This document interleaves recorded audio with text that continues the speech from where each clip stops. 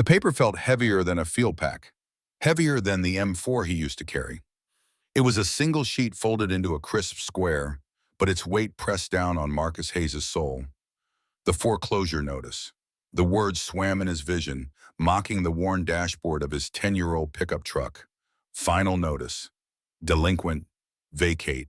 Each word was a nail in the coffin of the life he had tried to build after the war, after Emma.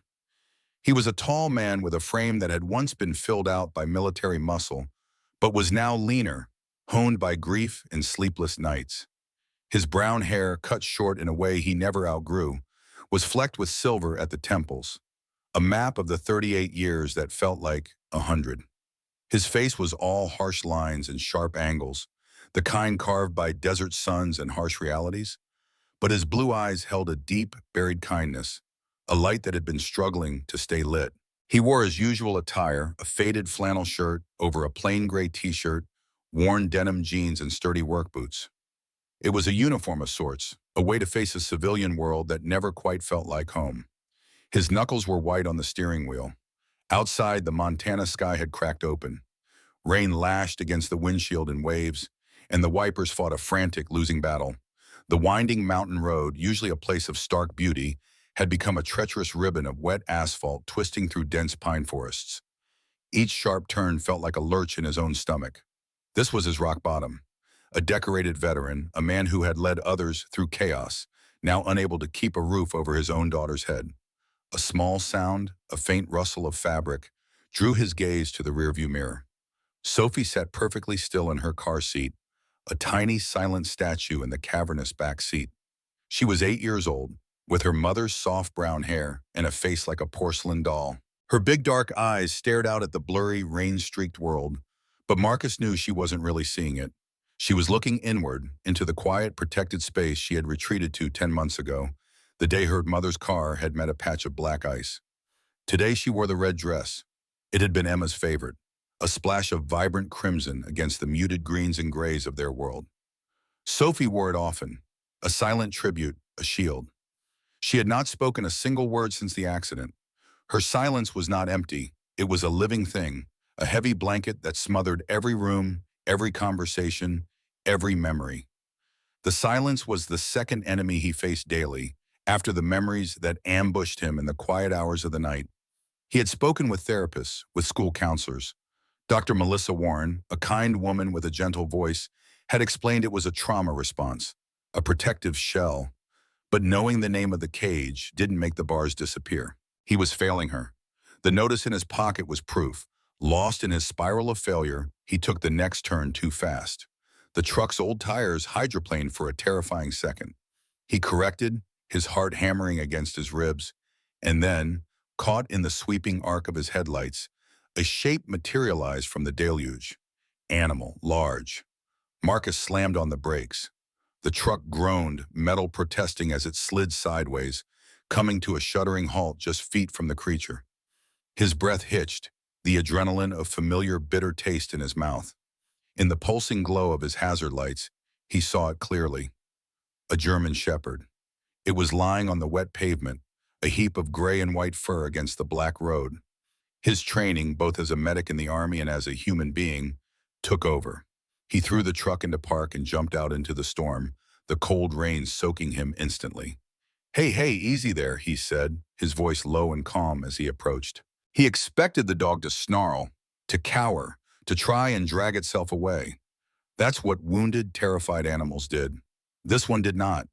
It lifted its head and its eyes met his. They were not the wild, panicked eyes of an animal in pain. They were intelligent, steady, and unnervingly calm. The dog was large, powerfully built, its thick coat a beautiful mix of wolf gray and clean white. It was clearly a mature adult in its prime. Marcus could see one of its front legs was bent at an unnatural angle, the source of its immobility, yet it showed no fear. It simply watched him. Slowly, with a grunt of effort, the dog pushed itself up. It stood on 3 legs, its posture careful but not weak. It was a magnificent animal, even while injured. Marcus took another step forward, his hand outstretched. "Let me help you." Then the dog did something extraordinary. It ignored his offer. It turned its head, looked down the dark, forbidding road, and then looked back at him. It held his gaze for a long moment. It was not a plea, it was not a challenge, it was an assessment. Then, with a quiet dignity, it turned and began to limp, step by painful step, toward the edge of the forest. After a few feet, it stopped and looked back over its shoulder. The message was as clear as a spoken command: follow me. Marcus stood frozen in the rain, the truck's engine idling behind him, its lights cutting lonely paths through the downpour. Every rational thought screamed at him: get back in the truck. Go home. Your silent daughter is waiting. You have enough problems. You don't need a wounded dog. But the man who had been a soldier saw something else. He saw past the injury to the animal beneath. In the dog's stance, in its steady gaze, he saw a discipline and a profound, unsettling intelligence. It was not the behavior of a lost pet. It was the focus of a creature with a purpose, a mission. And in that moment, Marcus felt a flicker of something he thought had died with Emma, a sense of duty, a call to action that had nothing to do with bills or therapy or the crushing weight of his own grief. It was a clear, simple objective, a mission. He looked back at his truck, at the small, red-clad silhouette in the back seat. He could go back to that quiet, suffocating world of failure, or he could take this one single step into the unknown. The dog waited, patient in the rain. Its eyes held his, and in their depths, Marcus Hayes felt an echo of the man he used to be, a man with a purpose. He took a deep breath, the cold, rain-filled air a shock to his lungs, and made his choice. He started walking. The moment Marcus stepped off the asphalt and into the tree line, the world changed. The roar of the rain on the truck's roof was replaced by 1,000 softer sounds.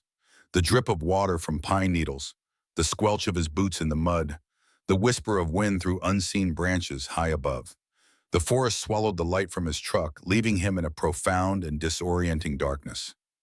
He fumbled for his phone, its flashlight cutting a weak, trembling beam into the oppressive black. Ahead of him, the German shepherd moved with a grim determination. Marcus had expected the journey to be a clumsy, painful struggle for the wounded animal. He was wrong. The Dauphin, Dom, who he had started thinking of as Scout, displayed an economy of motion that baffled him. His limp was pronounced, yet he compensated for it with an incredible efficiency. He never crashed through bushes or fought against the terrain. Instead, he flowed through it. He navigated around fallen moss-slick logs, used large stones to cross muddy patches, and kept to the deepest shadows as if instinctively practicing light discipline. It was not the frantic scrambling of a lost animal. It was the careful, deliberate progress of a scout navigating hostile territory. Marcus's own progress was far less graceful. Thorny branches clawed at his flannel shirt, and low-hanging limbs seemed to appear out of nowhere. The ground was a treacherous mix of slick mud, hidden roots, and sharp rocks. Every few minutes, a wave of doubt would wash over him. What was he doing, chasing a ghost through a storm while his daughter sat alone in a cold truck? The foreclosure notice felt like a block of ice in his pocket. He was a fool, a man so broken that he would follow a dog into the wilderness on a whim. But then he would look up, and his flashlight beam would catch Scout paws 20 yards ahead. Waiting, the dog's patience was unnerving. He never barked or whined. He simply stood, a silent gray and white silhouette, his intelligent eyes reflecting the light back at Marcus. And in that look, Marcus's resolve would harden again. This was not a whim. His soldier's intuition, the part of him that had kept him alive in places far worse than this, screamed that this was important. Every calculated step the dog took reinforced the feeling. This was not a random trail, it was a route. And the further they went, the more Marcus became convinced that this path was designed to leave no trace. They walked along the edges of game trails rather than on them, and at one point, Scout led him directly through the shallow, rocky bed of a running creek for 100 yards, a classic military technique for breaking a trail. Nearly an hour passed. Marcus was soaked through, old, and physically exhausted. The initial adrenaline had faded, leaving a deep ache in his bones. He was on the verge of calling it quits, of turning back and facing the life he had fled, when Scout stopped. They were on a steep, densely wooded hillside. The trees here were ancient, massive Douglas firs, and ponderosa pines that formed a thick canopy, making the darkness beneath them even more absolute. Scout stood at the base of a huge, moss-covered rock outcropping, looking up expectantly at Marcus. Marcus swept his light across the rock face, then the surrounding hillside. He saw nothing, just trees, rocks, and the unending curtain of rain. "What is it, boy?" he whispered, his voice hoarse. "There's nothing here." Scout let out a soft huff, a sound of gentle impatience. He took a step closer to the rock face and nudged a curtain of thick hanging moss with his nose. Marcus followed, bringing his light closer. At first, he still saw nothing but damp rock and vegetation. Then his eyes caught it, a line. A perfectly straight, horizontal line extending for about 10 feet just below a shelf of rock. Nature rarely dealt in perfect straight lines. His heart began to beat a little faster. He ran his fingers along the line. It was not a crack in the rock. It was a seam. He pushed aside more of the moss and ferns. It was a roof line, expertly fitted against the natural stone. He swept his light upward. The hillside above the line wasn't a hillside at all. It was a roof, but a roof unlike any he had ever seen. It was covered in a thick layer of soil, out of which grew the same ferns, mosses, and even small sapling trees as the surrounding forest floor. It was a living roof, a perfect piece of the Montana wilderness. He stepped back, his mind struggling to process what he was seeing.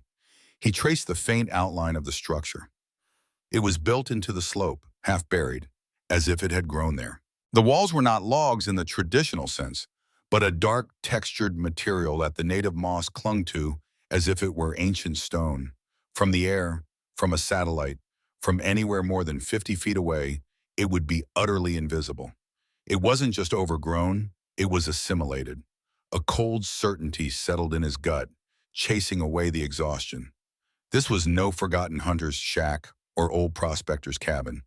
The level of engineering, the sheer perfection of the camouflage, spoke of meticulous planning and immense resources. This place was not abandoned. It was hidden, and it was hidden for a very, very good reason. Scout sat before the door, a solid, unmovable presence, and nudged it with his nose. There was no visible handle or lock, but as Marcus examined the spot the dog indicated, he found a small, almost invisible indentation in the composite material. He pressed it. There was a faint hiss, like the release of a vacuum seal, and the door swung inward without a sound. The air that greeted him was not the damp, musty smell of a place left to decay. It was cool, dry, and clean, with a faint, pleasant scent of old books and cedarwood. It felt less like an abandoned cabin and more like a time capsule. Scout walked past him, his limp still evident, but his movements confident, and went directly to a hand-braided rug by a large, cold stone fireplace. He lay down with a soft sigh of contentment, the sigh of a soldier returning to his post. This was not just a place he knew, it was his home. Marcus stepped inside, his boots silent on the smooth, polished wooden floor. The interior was a single large room, and it was unbelievably preserved. A simple handmade bed was tucked into one corner, its wool blanket neatly folded.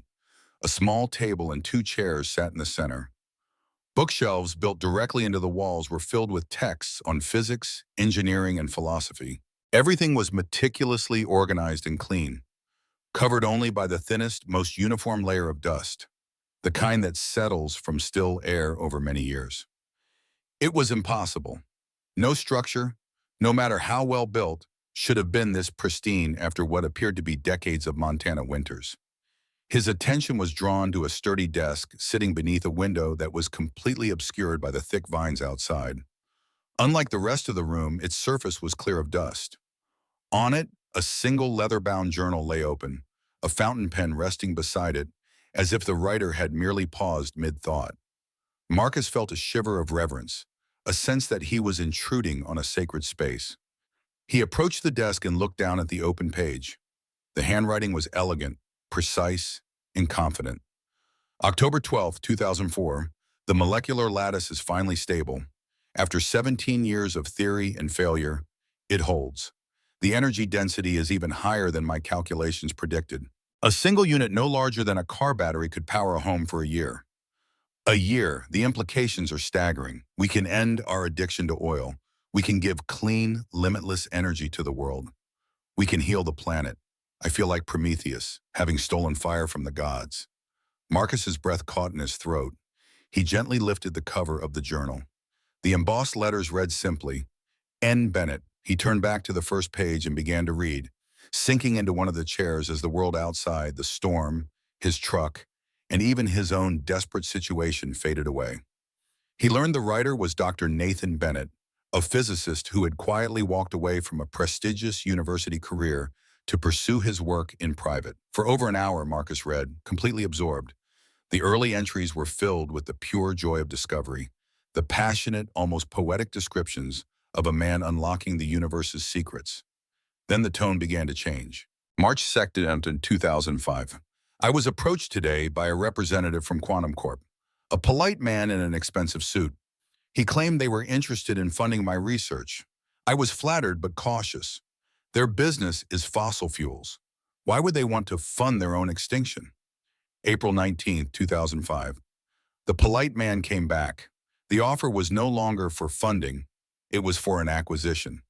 They want to buy everything, the patents, the research, my prototypes. He used words like market synergy and strategic integration. I used a simpler word, no. His smile did not change, but his eyes grew cold. May 11th, 2005. It is no longer polite. They are pressuring my suppliers, questioning my former colleagues. They are not trying to acquire my work anymore. They are trying to bury it. I see their strategy now. They want to own the fire, not to share it, but to hide it away in a vault where it can never threaten their empire. Marcus looked up from the journal, his heart pounding with a mixture of awe and anger. He now understood the purpose of this hidden place. It was a sanctuary built to protect a world-changing idea from a world that was not ready for it. But the question of how it had survived remained.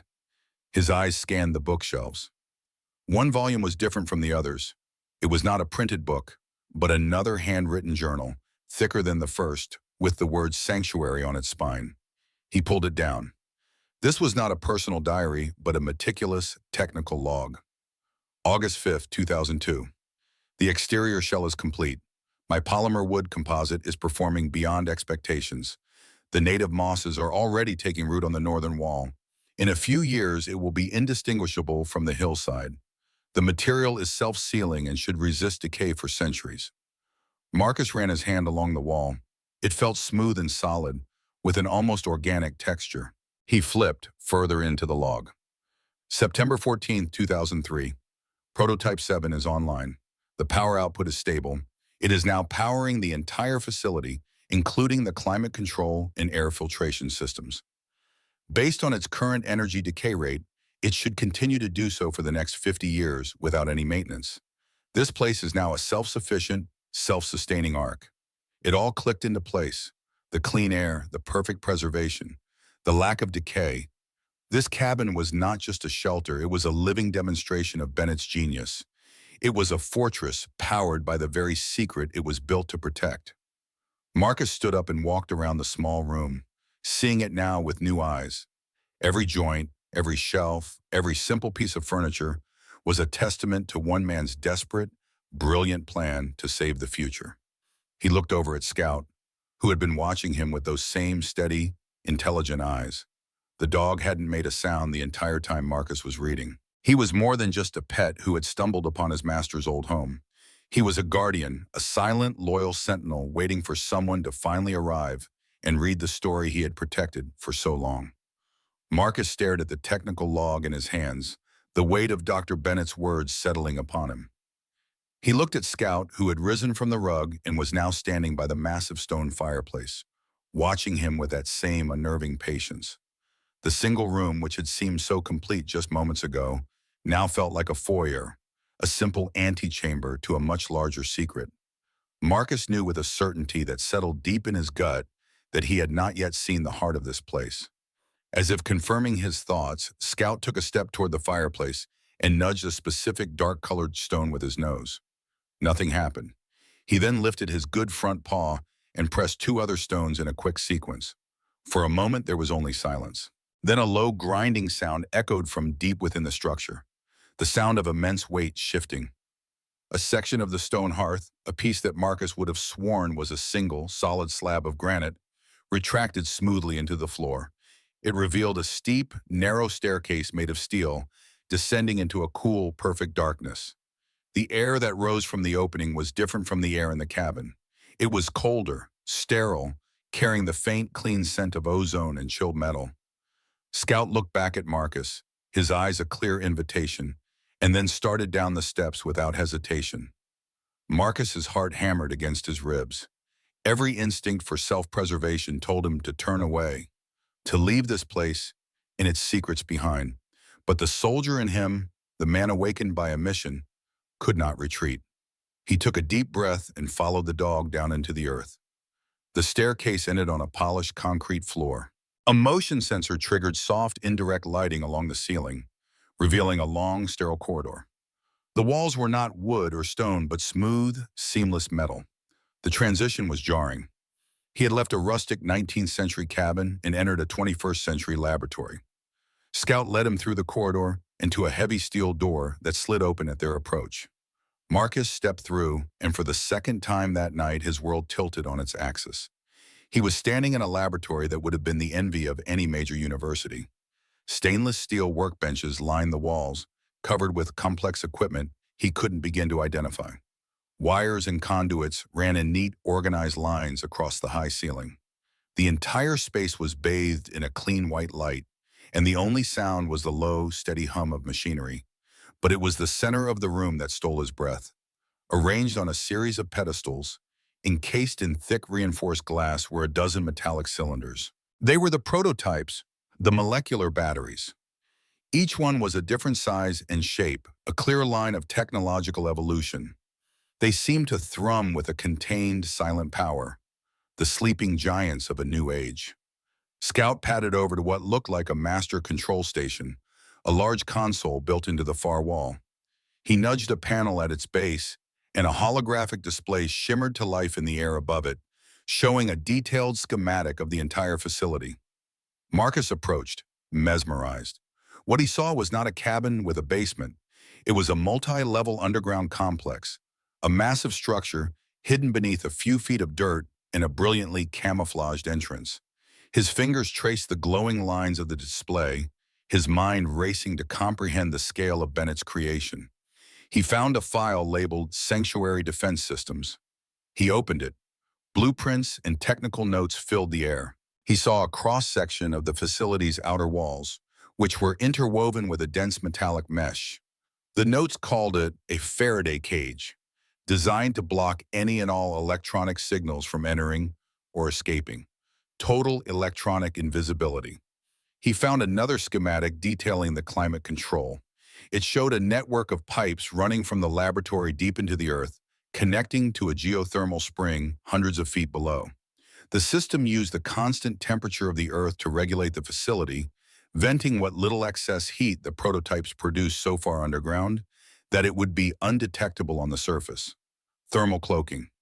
It would be invisible to infrared scans. There were notes on the acoustic dampening panels lining every corridor and room, materials that absorb sound and vibration, ensuring the hum of the laboratory would never reach the ears of a wandering hiker or a listening device. Marcus stepped back from the console, a profound sense of awe washing over him. This was not just a hiding place. It was a fortress, an impregnable, invisible fortress designed by a genius who had anticipated every possible method of detection. Dr. Bennett had not simply run away. He had retreated to a defensible position, dug in, and prepared for a long, quiet war. He had built this place not just to continue his work, but to withstand a siege from a relentless and powerful enemy. The weight of that realization was immense. The secrets contained in this place were not just revolutionary, they were dangerous enough to warrant this level of protection. Marcus looked from the glowing blueprints to the silent, powerful prototypes, and then to the gray and white dog standing guard at his side. He finally understood. Scout was not just a guardian of a place. He was the warden of a power that could change the course of human history. Scout led Marcus back through the silent, dripping forest. The path seemed shorter, easier now, as if the woods themselves had accepted him. The storm had broken, and the first hints of a pale gray dawn were filtering through the canopy when they reached the road. Marcus's truck sat waiting, a familiar island of steel and rust in a world that had been turned upside down. Sophie was still asleep in the back seat, her small chest rising and falling with each breath, the red dress a splash of color against the worn fabric of the seat. He knelt down and placed a hand on Scout's powerful shoulder. The dog's fur was thick and warm beneath his palm. "I'll be back," Marcus whispered, not knowing if he was making a promise to the dog or to himself. Scout looked at him with his steady, knowing eyes, then turned and vanished back into the shadows of the forest. The drive home was surreal. The foreclosure notice on the passenger seat seemed trivial now, a problem from a different lifetime. He was the keeper of a secret that could rewrite human history. The responsibility was a physical weight, heavier than any burden he had ever carried.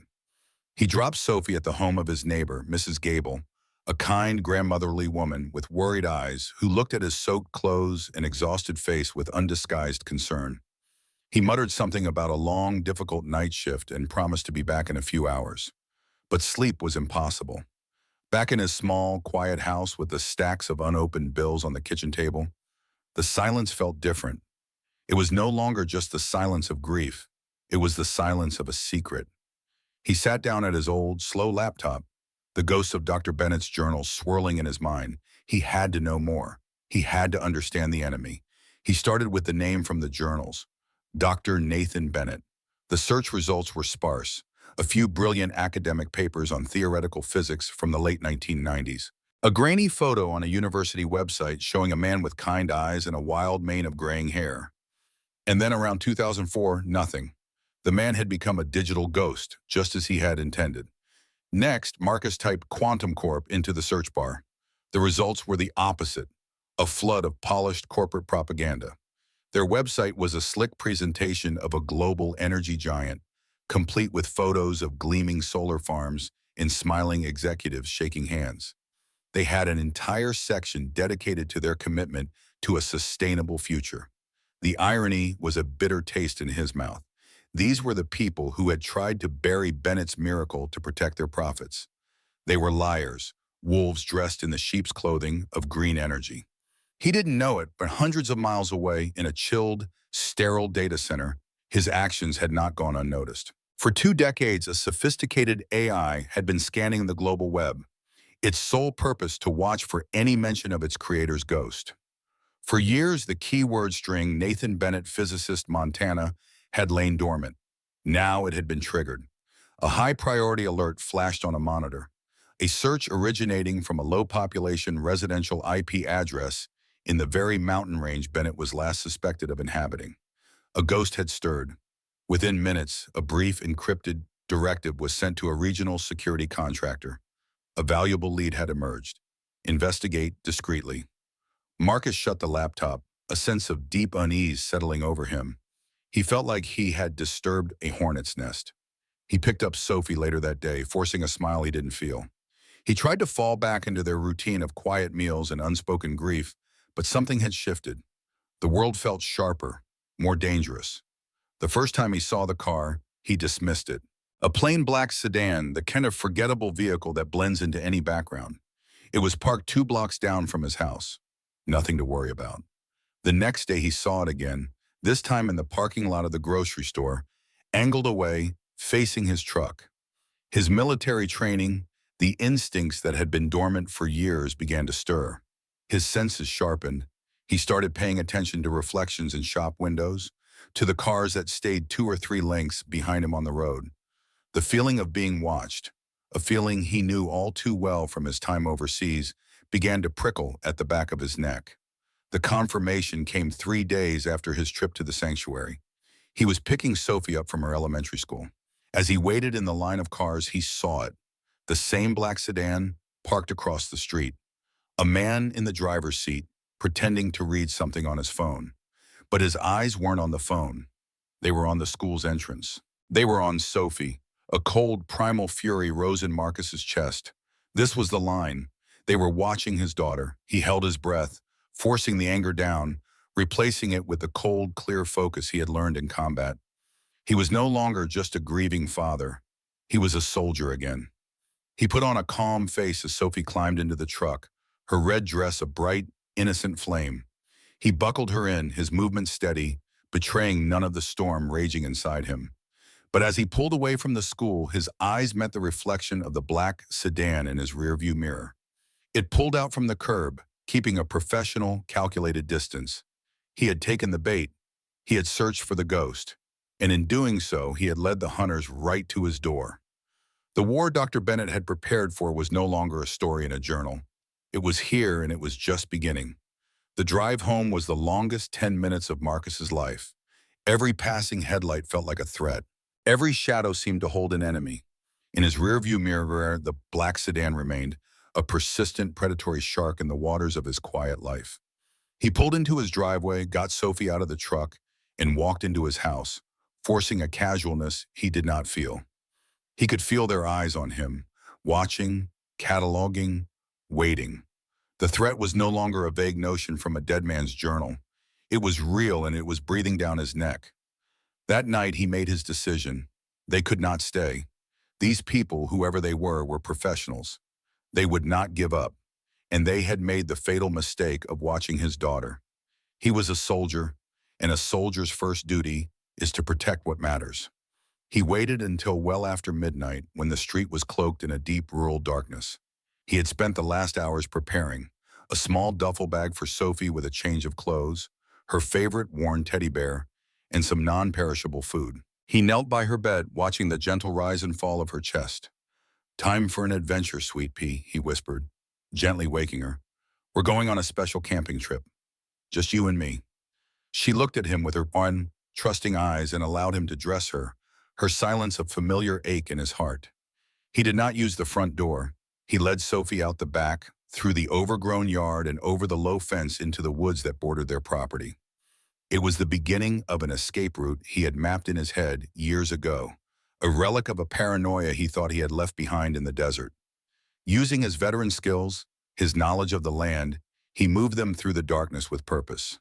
They emerged on a different road a quarter-mile away, where he had quietly parked his truck hours earlier. He had shaken the tail before they even knew he was gone. The drive back to the mountains was a tense, silent journey under a canopy of stars. Sophie, wrapped in a blanket, fell asleep in the passenger seat, her small face peaceful.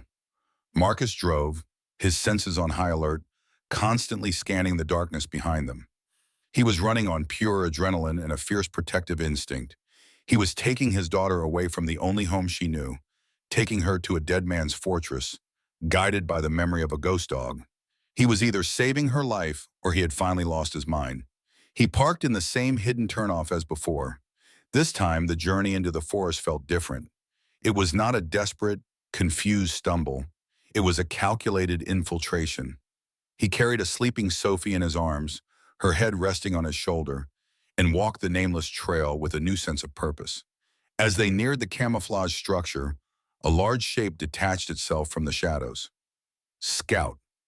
The dog approached, not with a bark or a growl, but with a low, welcoming whine. He sniffed at Sophie's dangling feet, then looked up at Marcus, his eyes conveying a clear understanding. He had been waiting for them. Marcus sat Sophie down gently as he worked the hidden mechanism for the door. She blinked sleepily, her eyes adjusting to the darkness. When she saw the massive dog standing silently beside her, she did not flinch or cry out. Marcus held his breath. For 10 months, his daughter had been a fortress unto herself, letting no one in. Sophie looked at the big German shepherd, her head tilted with a child's frank curiosity. Scout stood perfectly still, allowing her to observe him. Then very slowly, she raised a small hand. She did not try to pet him, but simply held it out, an offering of trust. Scout took a soft step forward and gently nudged her palm with his cold, wet nose. Sophie's fingers curled slightly, brushing against his fur. A connection was made, a silent understanding passing between the girl who could not speak and the dog who did not need to. Marcus pushed the door open, and a wave of warm, dry air washed over them. He guided Sophie inside, her eyes, so often vacant and distant, widened with a quiet wonder. She took in the simple wooden furniture, the books lining the walls, the soft glow of the lights that Marcus now knew how to activate. Instead of fear, her face showed something he hadn't seen in almost a year: fascination. She seemed to recognize what he had felt instantly. This place was safe. She walked to the braided rug by the fireplace, the spot Scout had claimed as his own.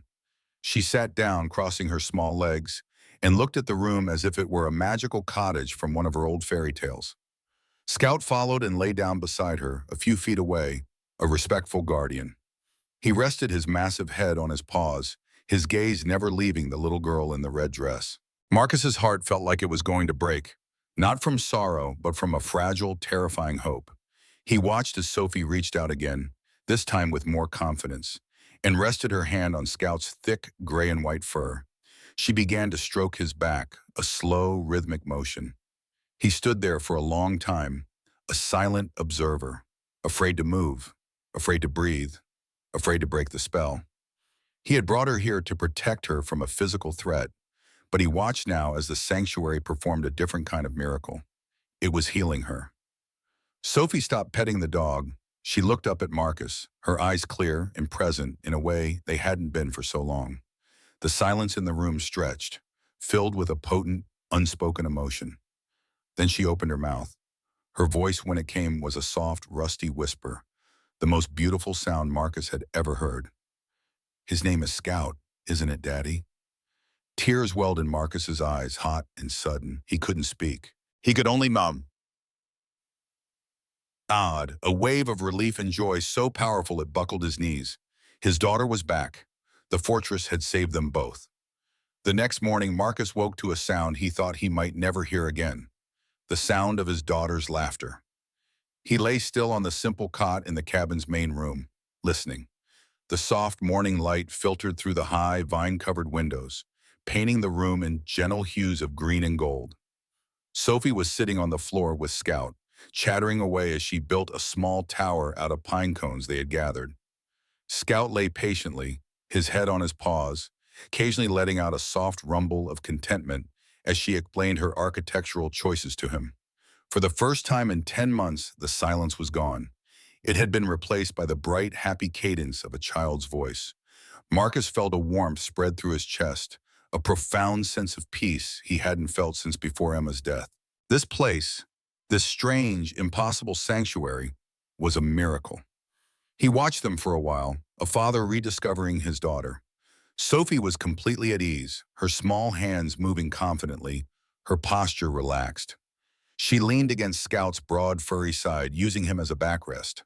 The massive German shepherd seemed perfectly content with this arrangement.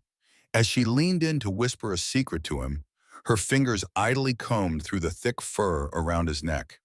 That's when she found it. "Daddy," she said, her voice filled with curiosity, "Scout has a necklace." Marcus sat up. Sophie's fingers were working at something metallic, something dark and tarnished, that was so deeply embedded in the dog's ruff that it had become nearly invisible. Scout remained perfectly still, a model of canine patience, as Sophie carefully worked the object free from the dense fur. It was a collar, but not a normal one. It was a solid, flat band of metal, blackened with age. She brought it over to him. "It has writing on it," she said. Marcus took the metal band. It was heavier than it looked. He rubbed his thumb over the surface, clearing away decades of tarnish. Faint, elegant script, the same script from the journals, became visible. With a sense of trembling anticipation, he angled the collar toward the light. "Scout, faithful companion to Nathan Bennett, born 2003. The words hit Marcus with the force of a physical blow. He read them again, his mind refusing to accept what they meant. Born 2003. He did the math, his heart pounding a frantic rhythm against his ribs. It was August 25. That would make this dog 22 years old. It was impossible. Scout was in the absolute prime of his life. A powerful, healthy animal with the strength and stamina of a dog, a quarter of that age. Marcus looked from the impossible date on the collar to the magnificent animal sitting calmly by his daughter's side. This changed everything. He now understood that Bennett's genius went far beyond energy and material science. "Sweetheart, I need you to stay up here with Scout for a little while," he said, his voice tight with excitement. "I need to check something in the workshop." He hurried down the steel staircase into the laboratory, the cold metal collar clutched in his hand. He went straight to the holographic console, his mind racing. He bypassed the files on physics and engineering. He searched for a different category: biology, medicine, genetics. A folder appeared, one he had overlooked before. It was labeled simply Project Guardian. It was encrypted. As he stared at the password prompt, he felt a familiar presence at his side. Scout was there, looking from Marcus's face to the screen. The dog lifted his paw and gently tapped a sequence of keys on the physical console below the display. The folder unlocked. It was Bennett's private medical log, a record of his most secret and dangerous experiment. Marcus began to read, his hands shaking. October 28, 2003. I found him today, a small pup abandoned near the creek, no more than 8 weeks old. He is sick. The local vet confirms a rare genetic disorder causing rapid cellular decay. He says the pup won't live to see his first birthday. I cannot bear the thought of losing my only companion in this self-imposed exile. November 15, 2003.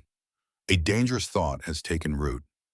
My energy technology works by stabilizing molecular bonds to store and release power. What if the same principle could be applied to living tissue? What if a precisely controlled energy field could be used to correct the errors in cell replication, to halt the decay, to halt aging itself? It is unethical. It is monstrous. But the alternative is watching my only friend die. February 4th, 2005. The treatment is working. I have done it.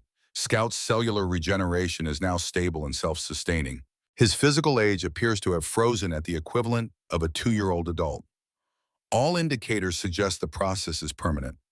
I have not only saved him, I have granted him a lifespan I cannot predict. An unexpected side effect is also emerging. His neural pathways are operating with near-perfect efficiency. His problem-solving abilities are astonishing. He is not just living longer. He is becoming more. Marcus sank into the operator's chair, overwhelmed. Scout wasn't just a smart dog. He was a biological miracle, living proof of a technology that could end disease and aging forever. He was the most valuable and dangerous secret in this entire fortress. As this monumental truth settled upon him, a single silent red light began to flash on the console. Scout didn't wait. His calm demeanor vanished, replaced by a cold, high alert. He was instantly on his feet, every muscle tensed. He strode to the console and nudged a different panel. The main holographic display flickered to life, showing a matrix of images. They were feeds from hidden cameras positioned around the exterior of the sanctuary. Marcus's blood ran cold. The images showed at least 3 black, heavy-duty SUVs navigating the rugged forest terrain. They were moving slowly but directly toward their location. Men in dark tactical gear, armed with assault rifles, were getting out, fanning out, and forming a perfect professional perimeter. They knew exactly where they were going. The fragile peace of the morning was shattered. The hunters had found them. Panic, cold and sharp, seized Marcus. His first and only thought was Sophie. He swept her up from the floor, her small body trembling slightly as she picked up on his fear. "It's okay, sweet pea," he murmured, his voice tight. "We're just going to play a new game. It's called quiet hide and seek." Scout was already in motion, a calm, decisive presence in the rising tide of fear. He led them away from the main laboratory, down a narrower corridor that Marcus hadn't noticed before. It ended at a heavy vault-like door that slid open into a smaller, more fortified room. This was the heart of the fortress, its nerve center. The walls were reinforced, and a large console dominated the space, its main screen still showing the chilling feeds from the exterior cameras. Marcus settled Sophie in a padded alcove in the corner, giving her the teddy bear from her bag. "You stay right here with Scout. You'll be safe, I promise." He turned his attention to the screens, his soldier's mind taking over, assessing the threat. The men outside moved with the chilling efficiency of a well-trained military unit. They were not mercenaries. They were corporate soldiers, equipped with the best gear money could buy.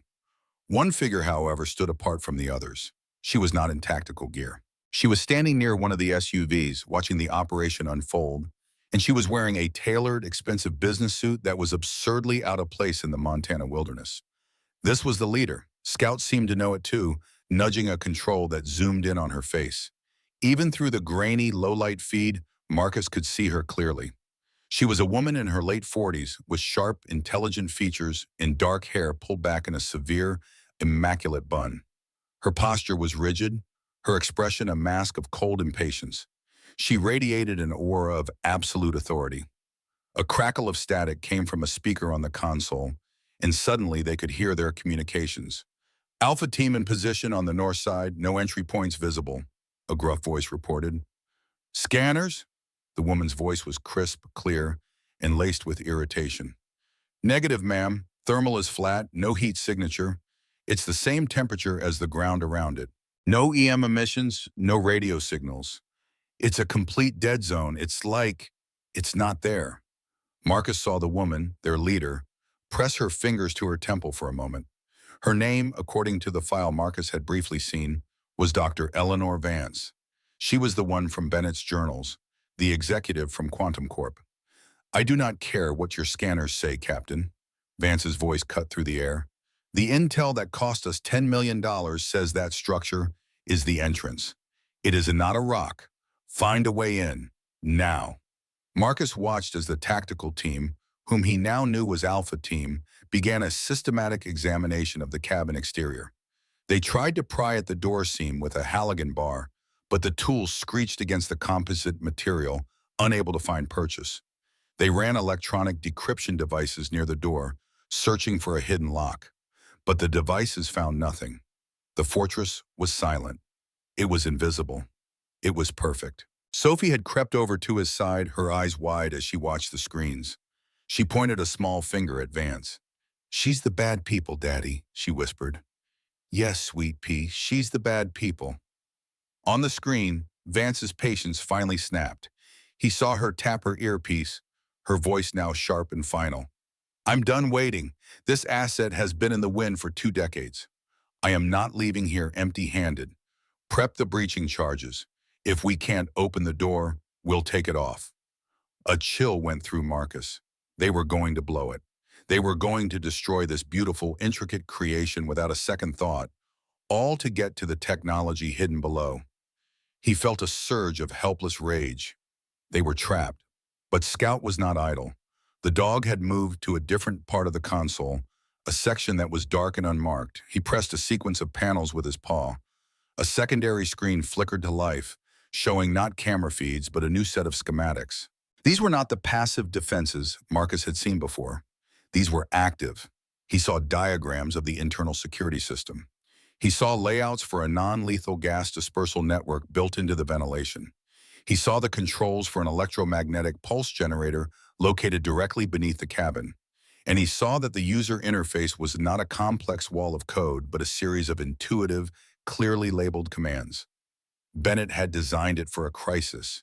He had designed it for someone like Marcus. Scout looked from the newly activated defense console to Marcus. His calm, intelligent eyes held a clear and heavy message. He built this fortress to be defended. I am its guardian, but you are its commander. The choice is yours. Marcus's hand trembled as he raised it toward the glowing screen. On the main monitor, he saw the tactical team placing a series of explosive charges around the perfectly sealed cabin door. A small digital timer appeared in the corner of their heads-up display. It began to count down from 60 seconds. 59, 58. He was a father whose only duty was to keep his child safe by hiding. But he was also a soldier, looking at the controls of a weapon that could fight back. He looked at Sophie, then at Scout, then back at the timer. The weight of Bennett's legacy, of this entire impossible situation, settled squarely on his shoulders. He had to choose. The timer on the screen read 15 seconds. 14. Marcus looked at Sophie, her small face pale in the glow of the monitors. He saw the absolute trust in her eyes. He would not fail her. He turned to Scout. Protect her, no matter what. The dog gave a low, rumbling affirmative, his eyes fixed on Sophie. Marcus strode up the stairs. He took a deep, steadying breath and pushed the cabin door open, stepping out into the cold night air. The world outside was a chaotic scene of tactical lights and armed men. The Alpha team leader spun around, weapon raised, shock clear on his face. Hold your fire, the man commanded. Marcus stood his ground, his hands raised and open to show he was unarmed. He was one man in a flannel shirt against a squad of corporate soldiers. He was impossibly outmatched, and that was his only advantage. They would not expect him to be a threat. "Call off your men," Marcus said, his voice calm and even. "Leave this place. You don't understand what you are dealing with." The team leader's earpiece crackled.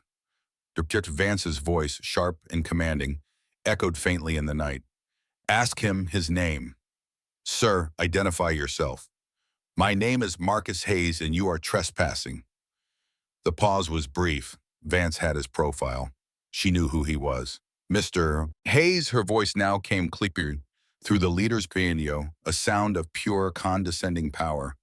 "You are a squatter in possession of stolen corporate assets.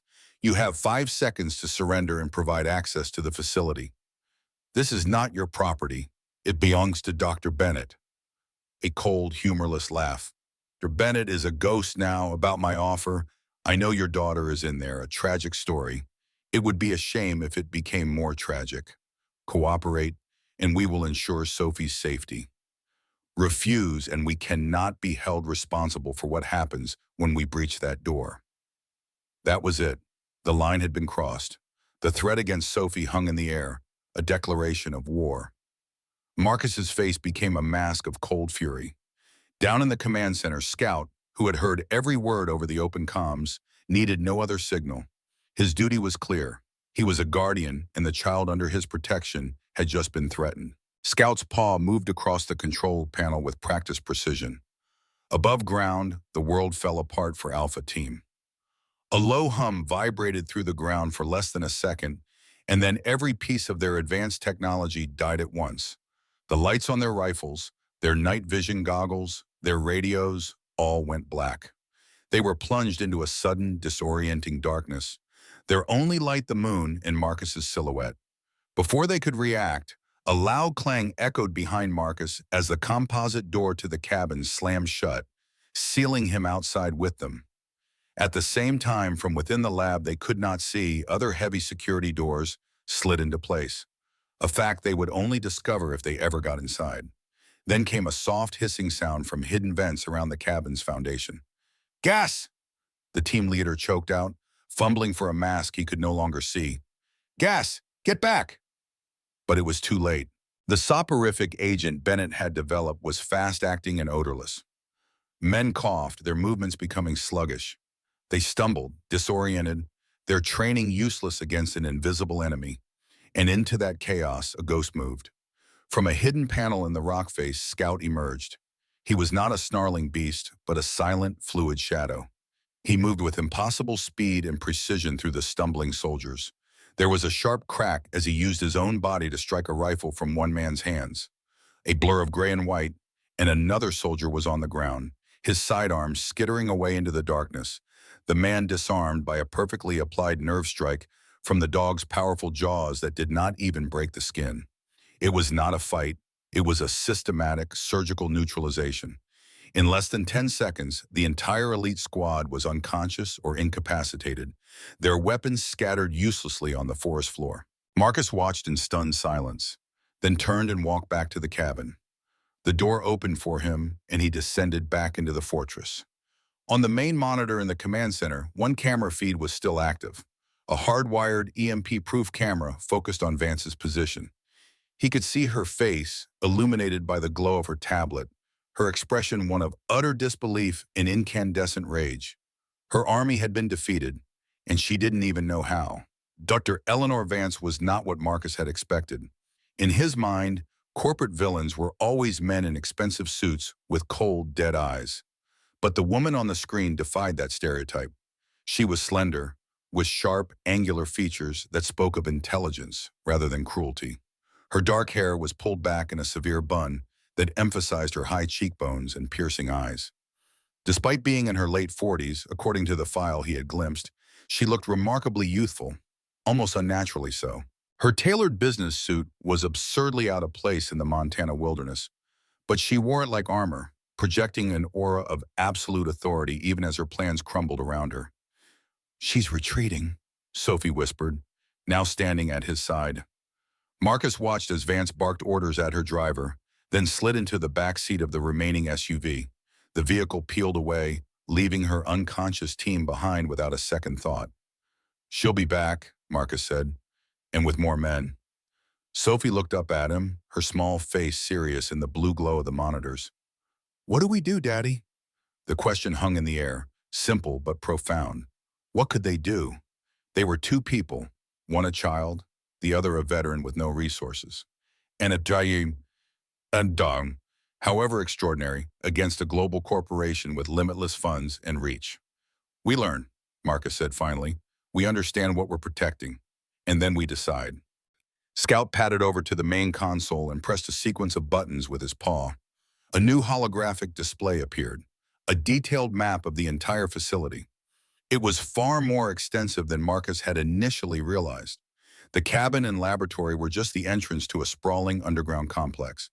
There were storage areas, additional research labs, and what appeared to be living quarters, all powered by Bennett's molecular energy technology, all hidden from the world. This place is incredible, Marcus breathed. Sophie was already exploring, moving from one display to another with childlike curiosity but surprising comprehension. Look, Daddy, she said, pointing to a schematic.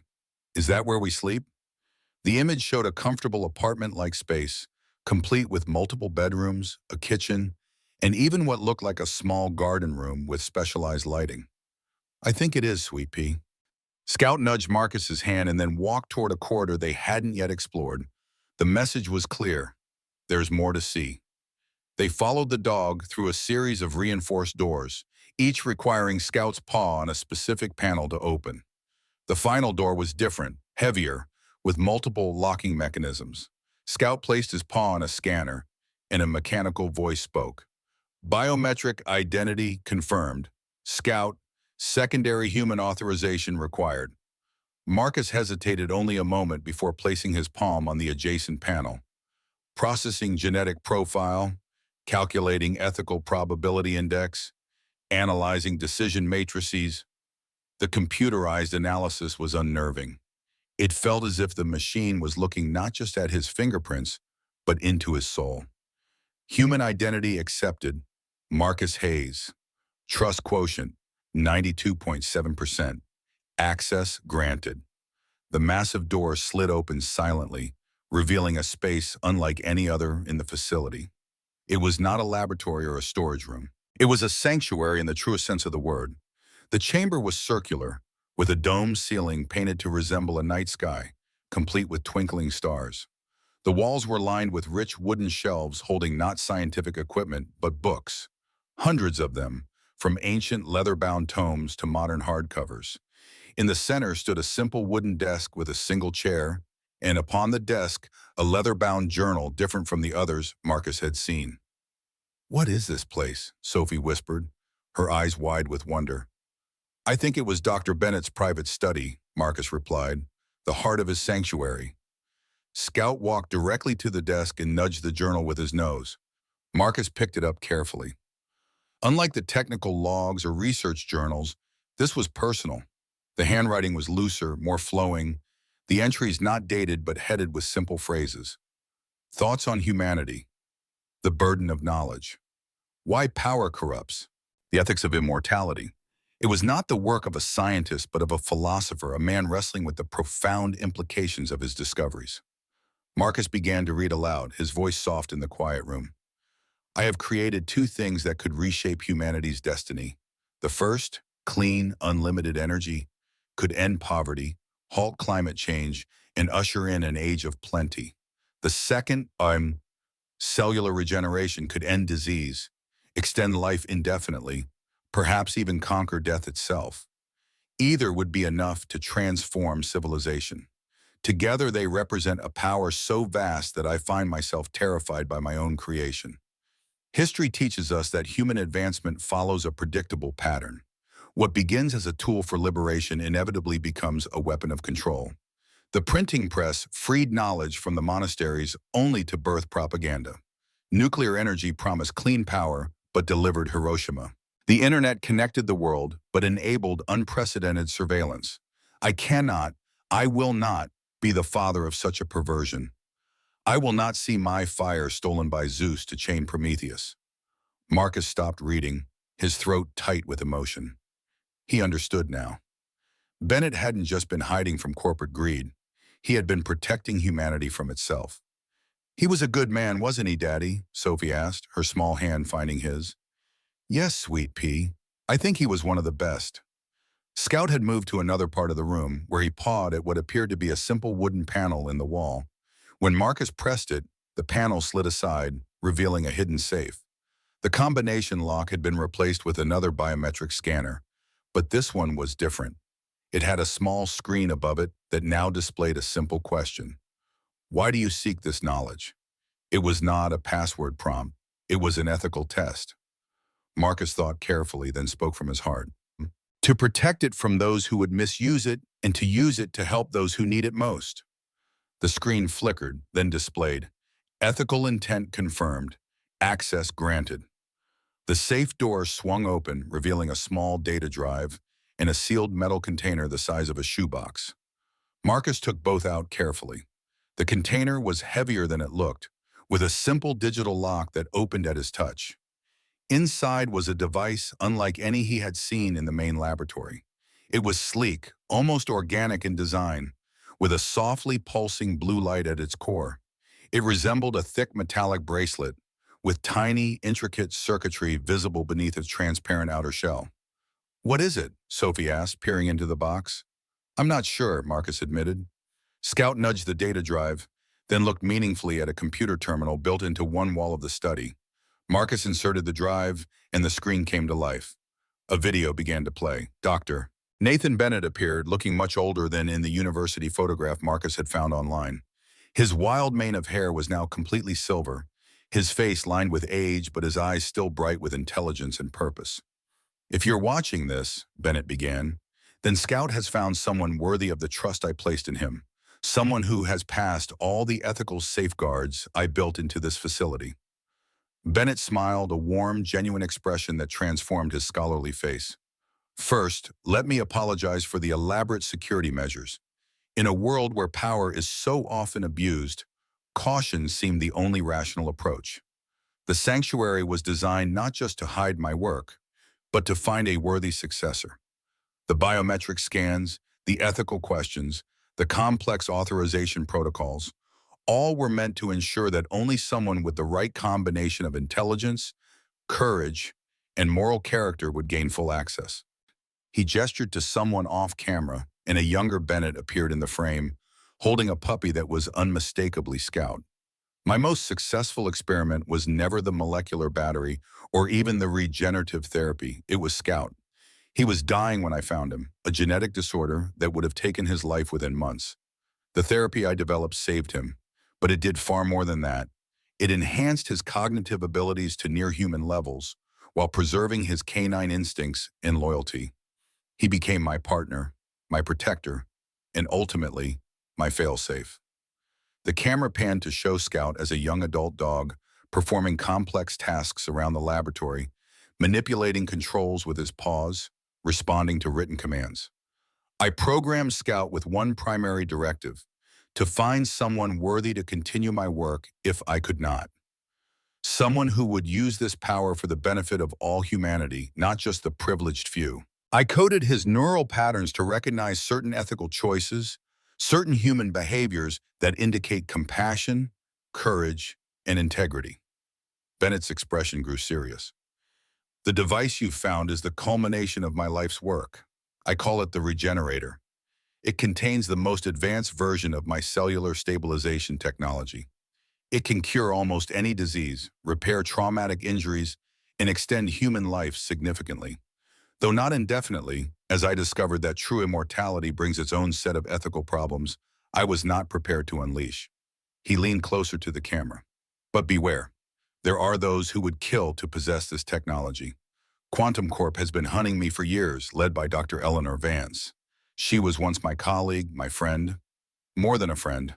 She believed as I did in the power of science to transform human suffering.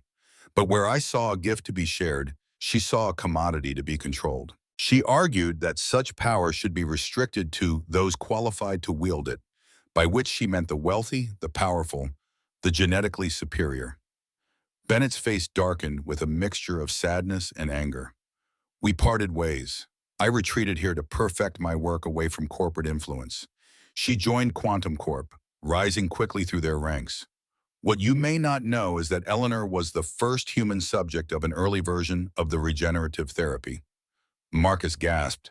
Suddenly, Vance's unnaturally youthful appearance made sense. The treatment worked, after a fashion. It halted her aging, enhanced her cognitive functions, but it was flawed. The cellular stabilization is temporary, requiring periodic boosting to prevent catastrophic breakdown. Without regular treatments, the artificial cellular structures begin to collapse, leading to unpleasant consequences. Eleanor needs my research not just for profit, but for survival. Bennett sighed deeply, the weight of this complicated history evident in his expression. I tell you this not to elicit sympathy for her, but to warn you of the desperation that drives her. She will stop at nothing to obtain this technology. And she is brilliant, perhaps the most brilliant scientific mind I've ever known, apart from my own. He smiled again, but it was tinged with melancholy. The choice of what to do with my legacy is now yours. The regenerator works. It could save countless lives. But used wrongly, controlled by the few, it could create a two-tiered humanity, those who can afford immortality and those who cannot. I leave it to you to find the middle path I could not. The video ended, freezing on Bennett's face, his eyes seeming to look directly at Marcus across time and space. The room was silent except for Sophie's soft breathing and the almost imperceptible hum of the facility's systems. Marcus stared at the regenerator in its case, the weight of Bennett's trust settling on his shoulders like a physical burden. "What are we going to do, Daddy?" Sophie asked again, but this time the question carried a different meaning. Before Marcus could answer, an alarm blared from the main command center. Scout was instantly alert, racing back the way they had come. Marcus scooped up Sophie and followed, the regenerator and data drive clutched tightly in his free hand. In the command center, the monitor showed a new threat, not just more SUVs, but helicopters, sleek, black, and unmarked, descending toward the sanctuary. This was no corporate security team. This was a small army. "They're coming back," Sophie whispered, her voice trembling. Marcus set her down gently, placing the regenerator and drive on the console. "Yes, but this time we're ready for them." He pulled up the defense systems Bennett had designed, quickly scanning the options. Non-lethal gas had worked once, but they would be prepared for that now. The EMP had disabled their electronics, but they would have backups, possibly shielded equipment. Scout nudged a different section of the console, bringing up a schematic Marcus hadn't seen before. It showed an escape tunnel leading from the lowest level of the facility to an exit point nearly a mile away, emerging in a different section of the forest entirely. "Good thinking, Scout," Marcus said, relief flooding through him. "We can get out before they break in." But Scout wasn't done. He brought up another display, this one showing the primary molecular battery that powered the entire facility. Next to it appeared a complex sequence of commands labeled a Protocol Omega. Marcus read the description and felt a chill run through him. Protocol Omega was a last resort, a self-destruct sequence designed to render the entire facility and all its technology unrecoverable. It would trigger a controlled molecular destabilization, essentially erasing Bennett's work from existence. The ethical implications were staggering. This technology could save millions of lives, end energy poverty, transform human civilization. Destroying it seemed unthinkable, but letting it fall into the hands of those who would weaponize it or restrict it to the privileged few seemed equally unconscionable. On the monitors, the helicopters were landing, disgorging teams of heavily armed operatives. At their center stood Dr. Eleanor Vance, her face a mask of determination. Even from a distance, Marcus could see something wrong in her appearance. A subtle asymmetry, a waxy quality to her skin that hadn't been visible in the darkness before. Bennett's warning echoed in his mind. The artificial cellular structures begin to collapse, leading to unpleasant consequences. Vance wasn't just desperate for power or profit. She was fighting for her own survival. A new alert flashed on the console.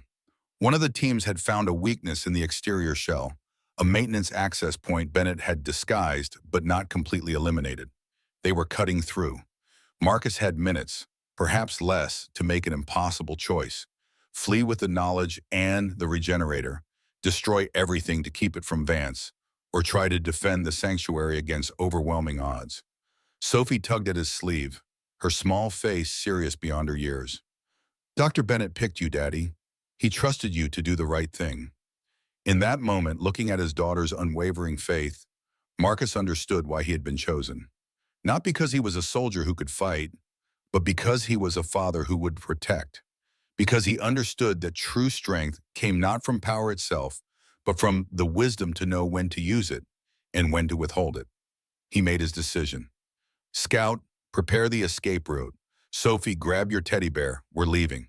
What about all this? Sophie asked, gesturing at the laboratory, the consoles, the accumulated knowledge of a brilliant life. Marcus picked up the regenerator and the data drive.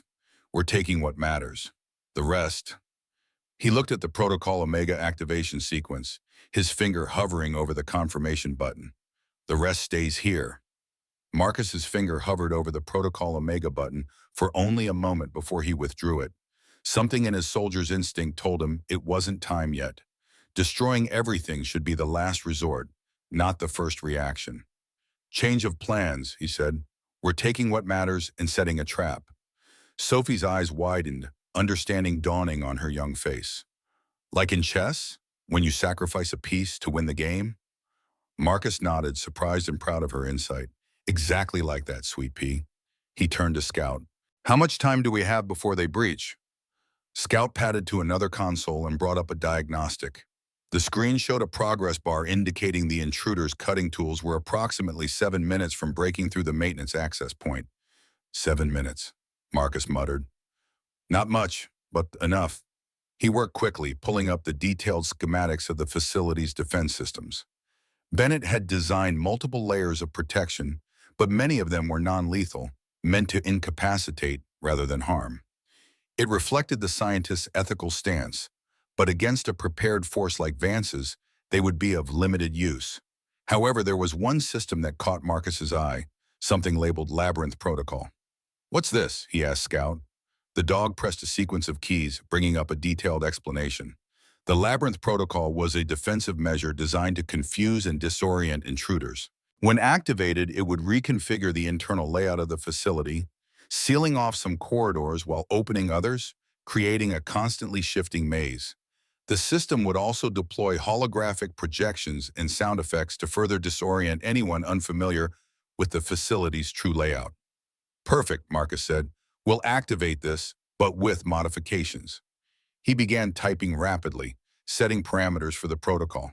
Instead of random configurations, he programmed a specific sequence, one that would funnel the intruders towards certain areas while keeping others completely inaccessible. Scout, we need to secure the most sensitive materials, Marcus said. Show me where all the prototype batteries and research data are stored.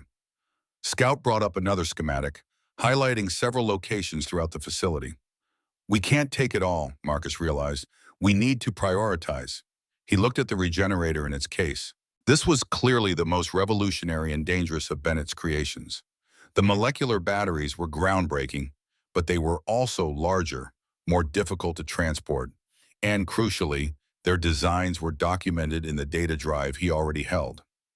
Sophie, I need you to pack a small bag, Marcus instructed. Just essentials, a change of clothes, some food from the kitchen. Can you do that for me? Sophie nodded solemnly and hurried to the living quarters they had glimpsed earlier. When she was out of earshot, Marcus turned to Scout. The escape tunnel, is there a vehicle at the exit point? Scout confirmed with a nod, bringing up an image of a rugged off-road vehicle hidden in a camouflage garage at the tunnel's far end. Good, Marcus said. Now I need something else, something Bennett might have kept for emergencies. A weapon. Scout's eyes met his, a flash of understanding passing between them. The dog led him to a small, secure cabinet near the command console. Marcus placed his palm on the scanner, and it opened to reveal a compact but powerful-looking handgun, along with several magazines of ammunition. It wasn't military grade, but it would even the odds if it came to a confrontation. Marcus checked the weapon with practiced efficiency, loaded it, and tucked it into his waistband at the small of his back. He hadn't held a gun since leaving the army, and the familiar weight brought back a flood of memories. Not all of them pleasant, but he pushed those thoughts aside. This wasn't about him or his past. This was about protecting Sophie and honoring the trust Bennett had placed in him. On the monitors, he could see Vance's team making steady progress. They had set up portable lights around the perimeter, illuminating the cabin in harsh, artificial daylight. Their cutting tools sent showers of sparks flying as they worked on the maintenance access panel. Vance herself stood a short distance away, wrapped in a heavy coat against the mountain chill. Even through the grainy camera feed, Marcus could see the tension in her posture, the barely contained desperation. She kept checking her watch, her movements increasingly agitated. She's running out of time, Marcus realized aloud. Whatever's happening to her, it's accelerating. He turned back to the defense console and made a few final adjustments to the Labyrinth protocol. Then he programmed a delayed activation for the Protocol Omega, the self-destruct sequence. If they couldn't escape, if Vance's forces cornered them, he wanted a last resort option. 30-minute countdown, he muttered as he typed. Remote activation only. He created a simple trigger, a specific sequence of buttons on a small remote he found in the console drawer. It was a fail-safe within a fail-safe, requiring a deliberate, conscious choice to initiate. Sophie returned, a small backpack clutched in her hands. I'm ready, Daddy. Marcus smiled at her, tucking the remote into his pocket. Good job, Sweet Pea. He checked the monitors one last time. 3 minutes until breach. Time to go, he said. Gout, lead the way. The German Shepherd padded toward a heavy door at the back of the command center, one that Marcus hadn't noticed before.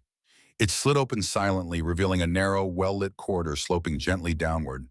Scout entered without hesitation, followed by Sophie.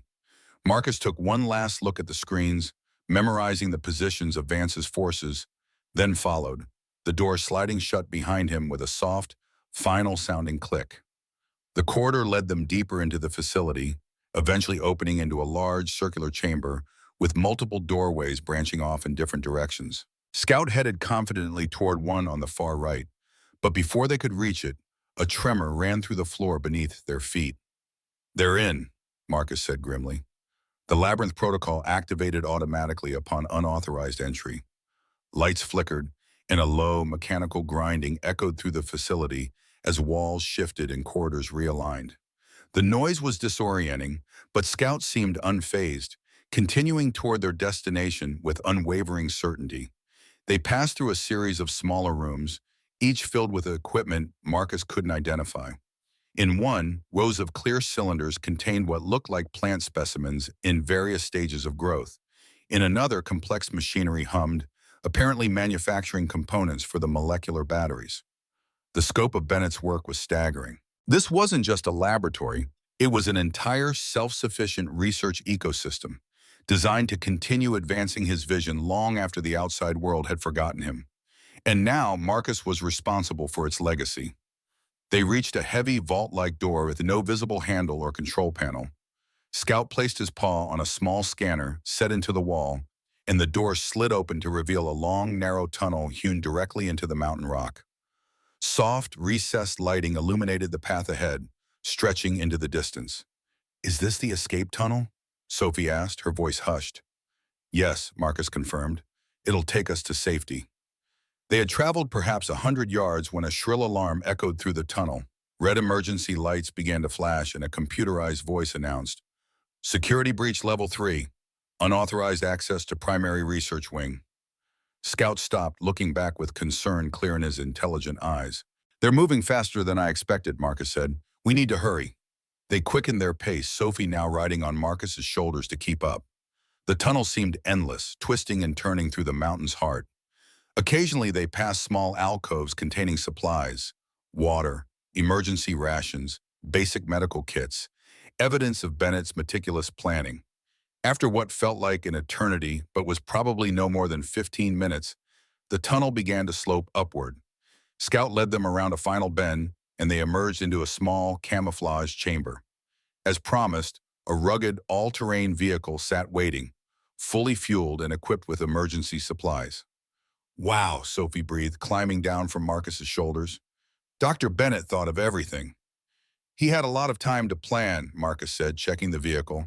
It was an older model but well-maintained, with off-road tires and reinforced undercarriage. The key was in the ignition. But before they could climb in, Scout froze, his ears pricked forward, his entire body tensing. Marcus immediately recognized the posture. Scout had detected something. He signaled Sophie to be quiet and strained his own senses. At first, he heard nothing but the soft hum of the chamber's ventilation system. Then faintly, the sound of voices. "Signal coming from up ahead," a male voice was saying. "Could be the exit point we've been looking for."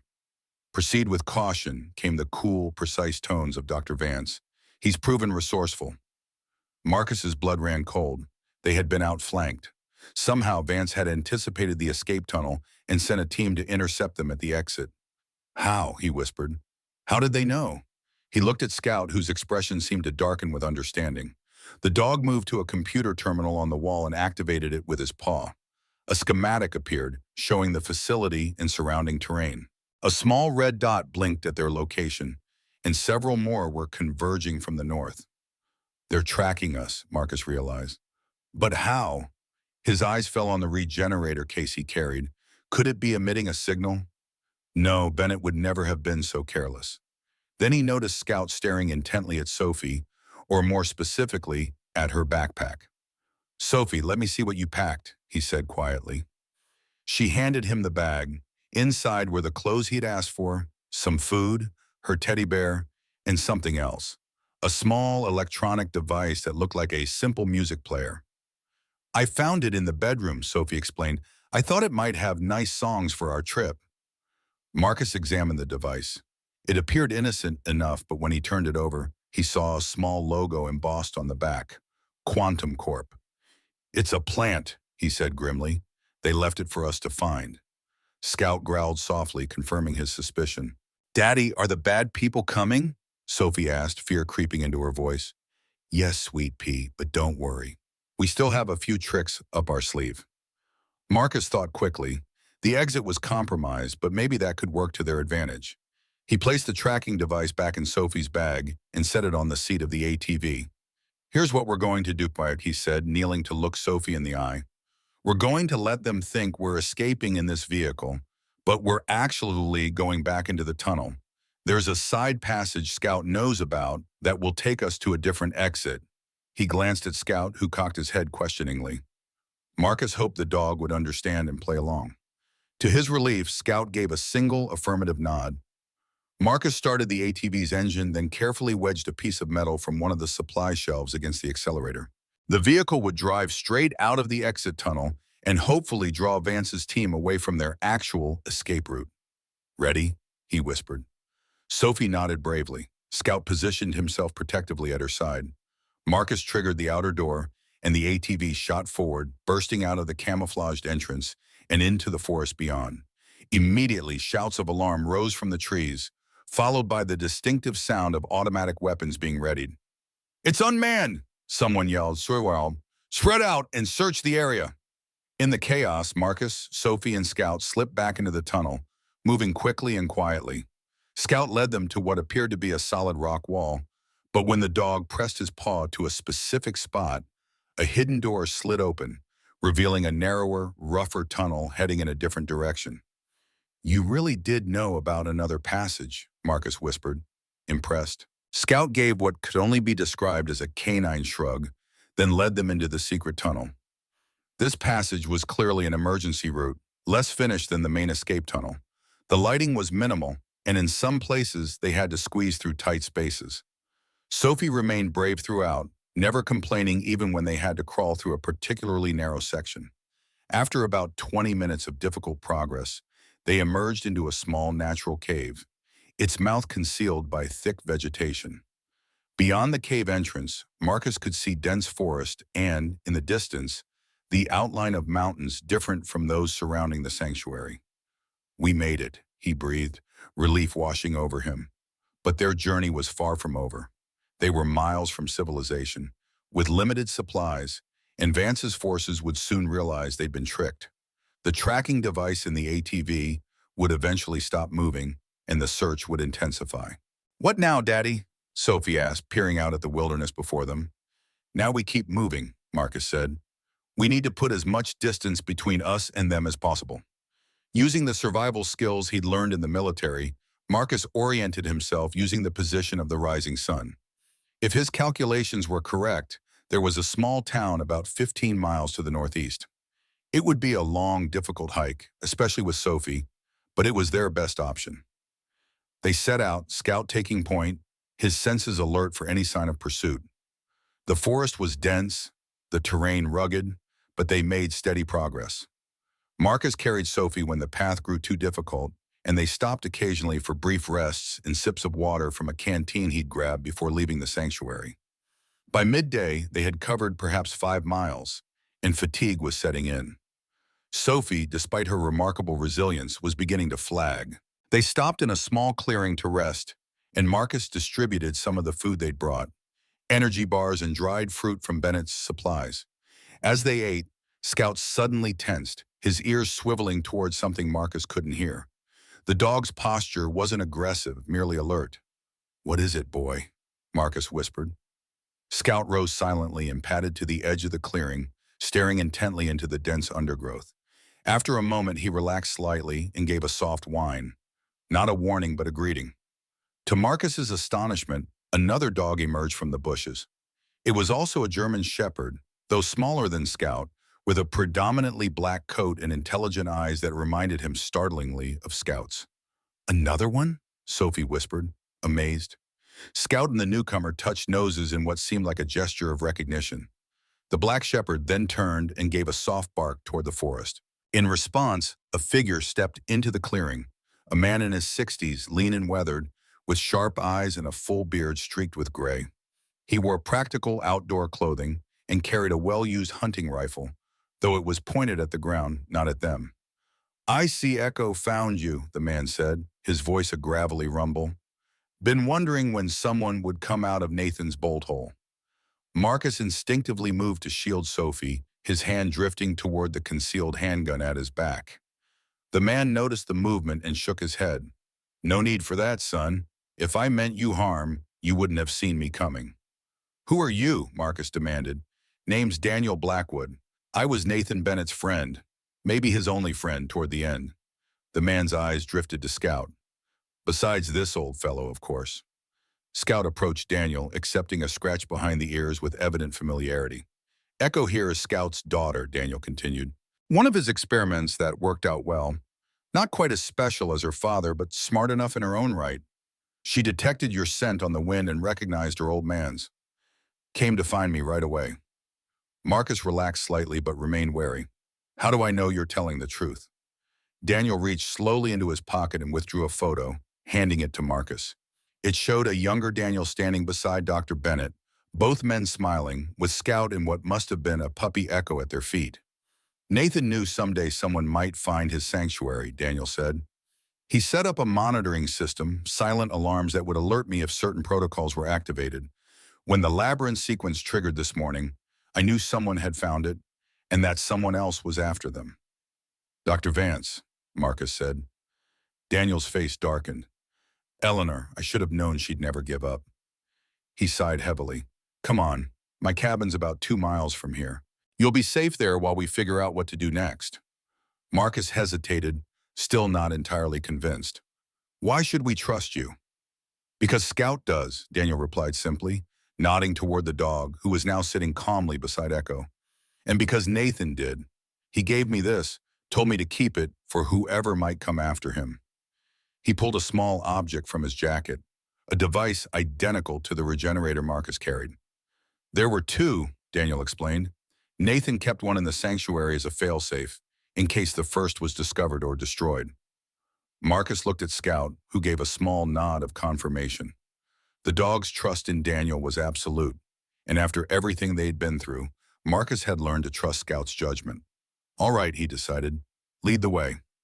Daniel's cabin was a sturdy, well-maintained structure nestled in a small valley, with a clear stream running nearby and mountains rising on 3 sides.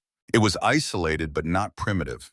Solar panels on the roof provided electricity, and a satellite dish ensured communication with the outside world.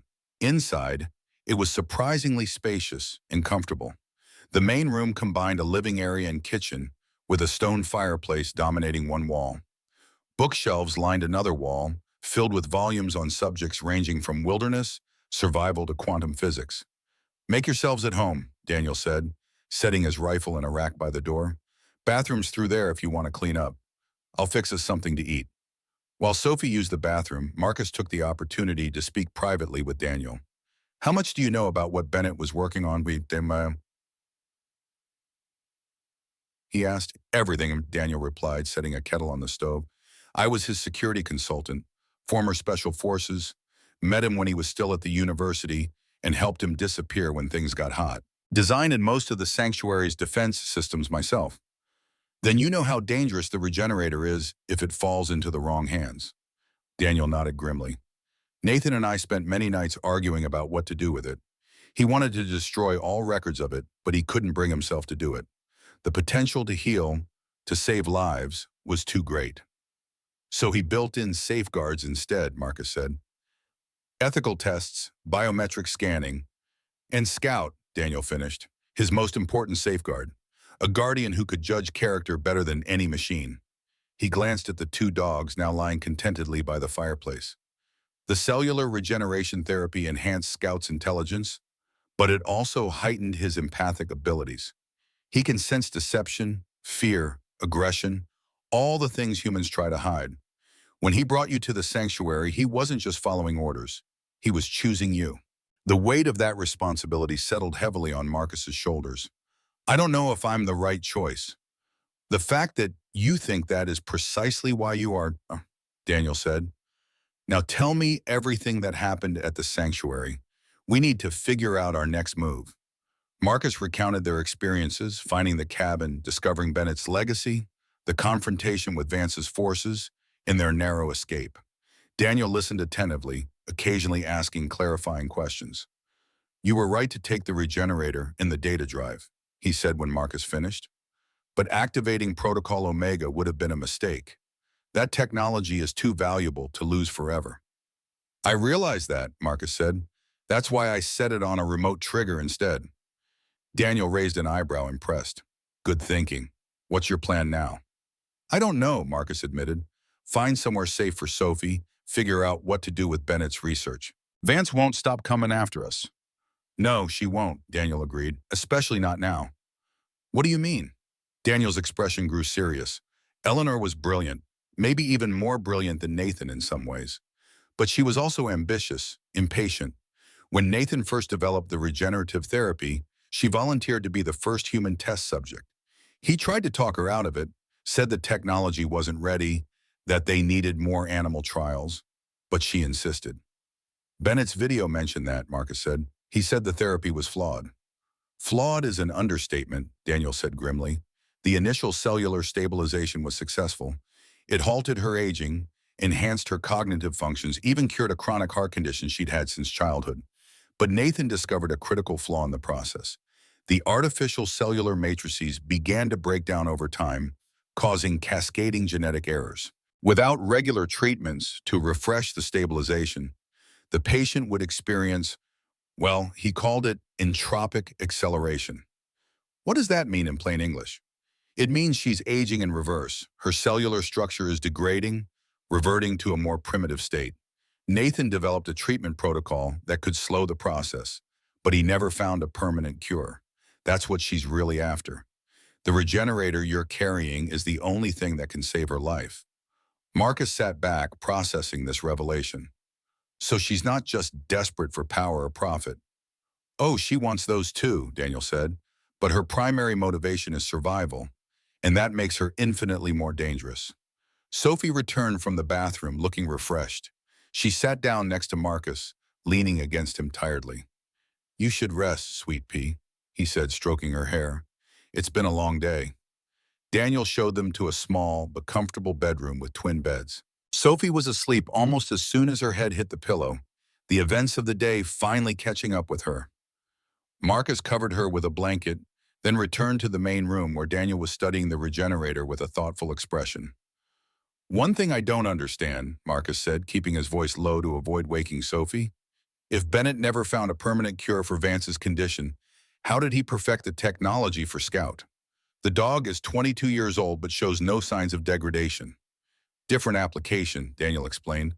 Scout's treatment corrected a specific genetic error, essentially resetting his cellular decay rate to normal. Eleanor's treatment was more comprehensive, attempting to halt the aging process entirely. That's where the instability occurred. He set the regenerator down carefully. Nathan eventually realized that immortality was a fool's errand, not just technically challenging, but ethically problematic. The final version of the regenerator is designed to heal, not to extend life indefinitely. It can cure diseases, repair injuries, even reverse some aging effects, but it works with the body's natural processes rather than attempting to override them. Marcus nodded, understanding dawning. So Vance doesn't just want the regenerator. She wants to adapt it back to her original purpose. Exactly, and with her resources and intelligence, she might succeed where Nathan failed. Creating a world where only the wealthy can afford to live forever. Marcus finished, disgust clear in his voice. That's why we can't let her have it, Daniel said.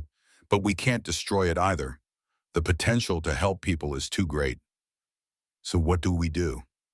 Daniel's weathered face broke into a grim smile. We fight back. Nathan chose you for a reason, son. It's time you understood exactly what you've inherited. The next morning broke clear and cold, sunlight streaming through the cabin windows. Marcus woke to the smell of coffee and the soft murmur of voices. He found Sophie sitting at the kitchen table with Daniel, the older man patiently showing her how to play chess with a hand-carved wooden set. The queen is the most powerful piece, Daniel was explaining, but the king is the most important. Sometimes protecting what matters means sacrificing power. Sophie nodded solemnly, absorbing the lesson in a way that went beyond the game. She looked up as Marcus entered.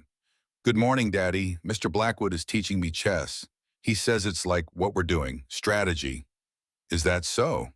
Marcus smiled, accepting a steaming mug of coffee from Daniel. And what's our strategy? Daniel's weathered face grew serious. That's what we need to decide today. He gestured toward a topographic map spread out on a side table. Vance's people have set up a perimeter around the sanctuary. They've brought in more equipment, more men. They're determined to crack it open. How do you know this? Marcus asked. I have my ways of keeping an eye on things, Daniel replied cryptically. He nodded toward a sophisticated communications setup in the corner of the cabin, equipment that looked military-grade and decidedly out of place in the rustic setting. Nathan wasn't the only one with friends in interesting places. I've got contacts keeping me informed. Marcus studied the map, which showed the mountainous terrain surrounding Bennett's sanctuary. Various positions were marked with small red X's. Vance's forces, he assumed. They've got us outnumbered and outgunned, he observed. In conventional terms, yes, Daniel agreed, but this isn't a conventional situation. He reached under the table and produced a metal briefcase, setting it on the map. Last night, while you were sleeping, I did some thinking.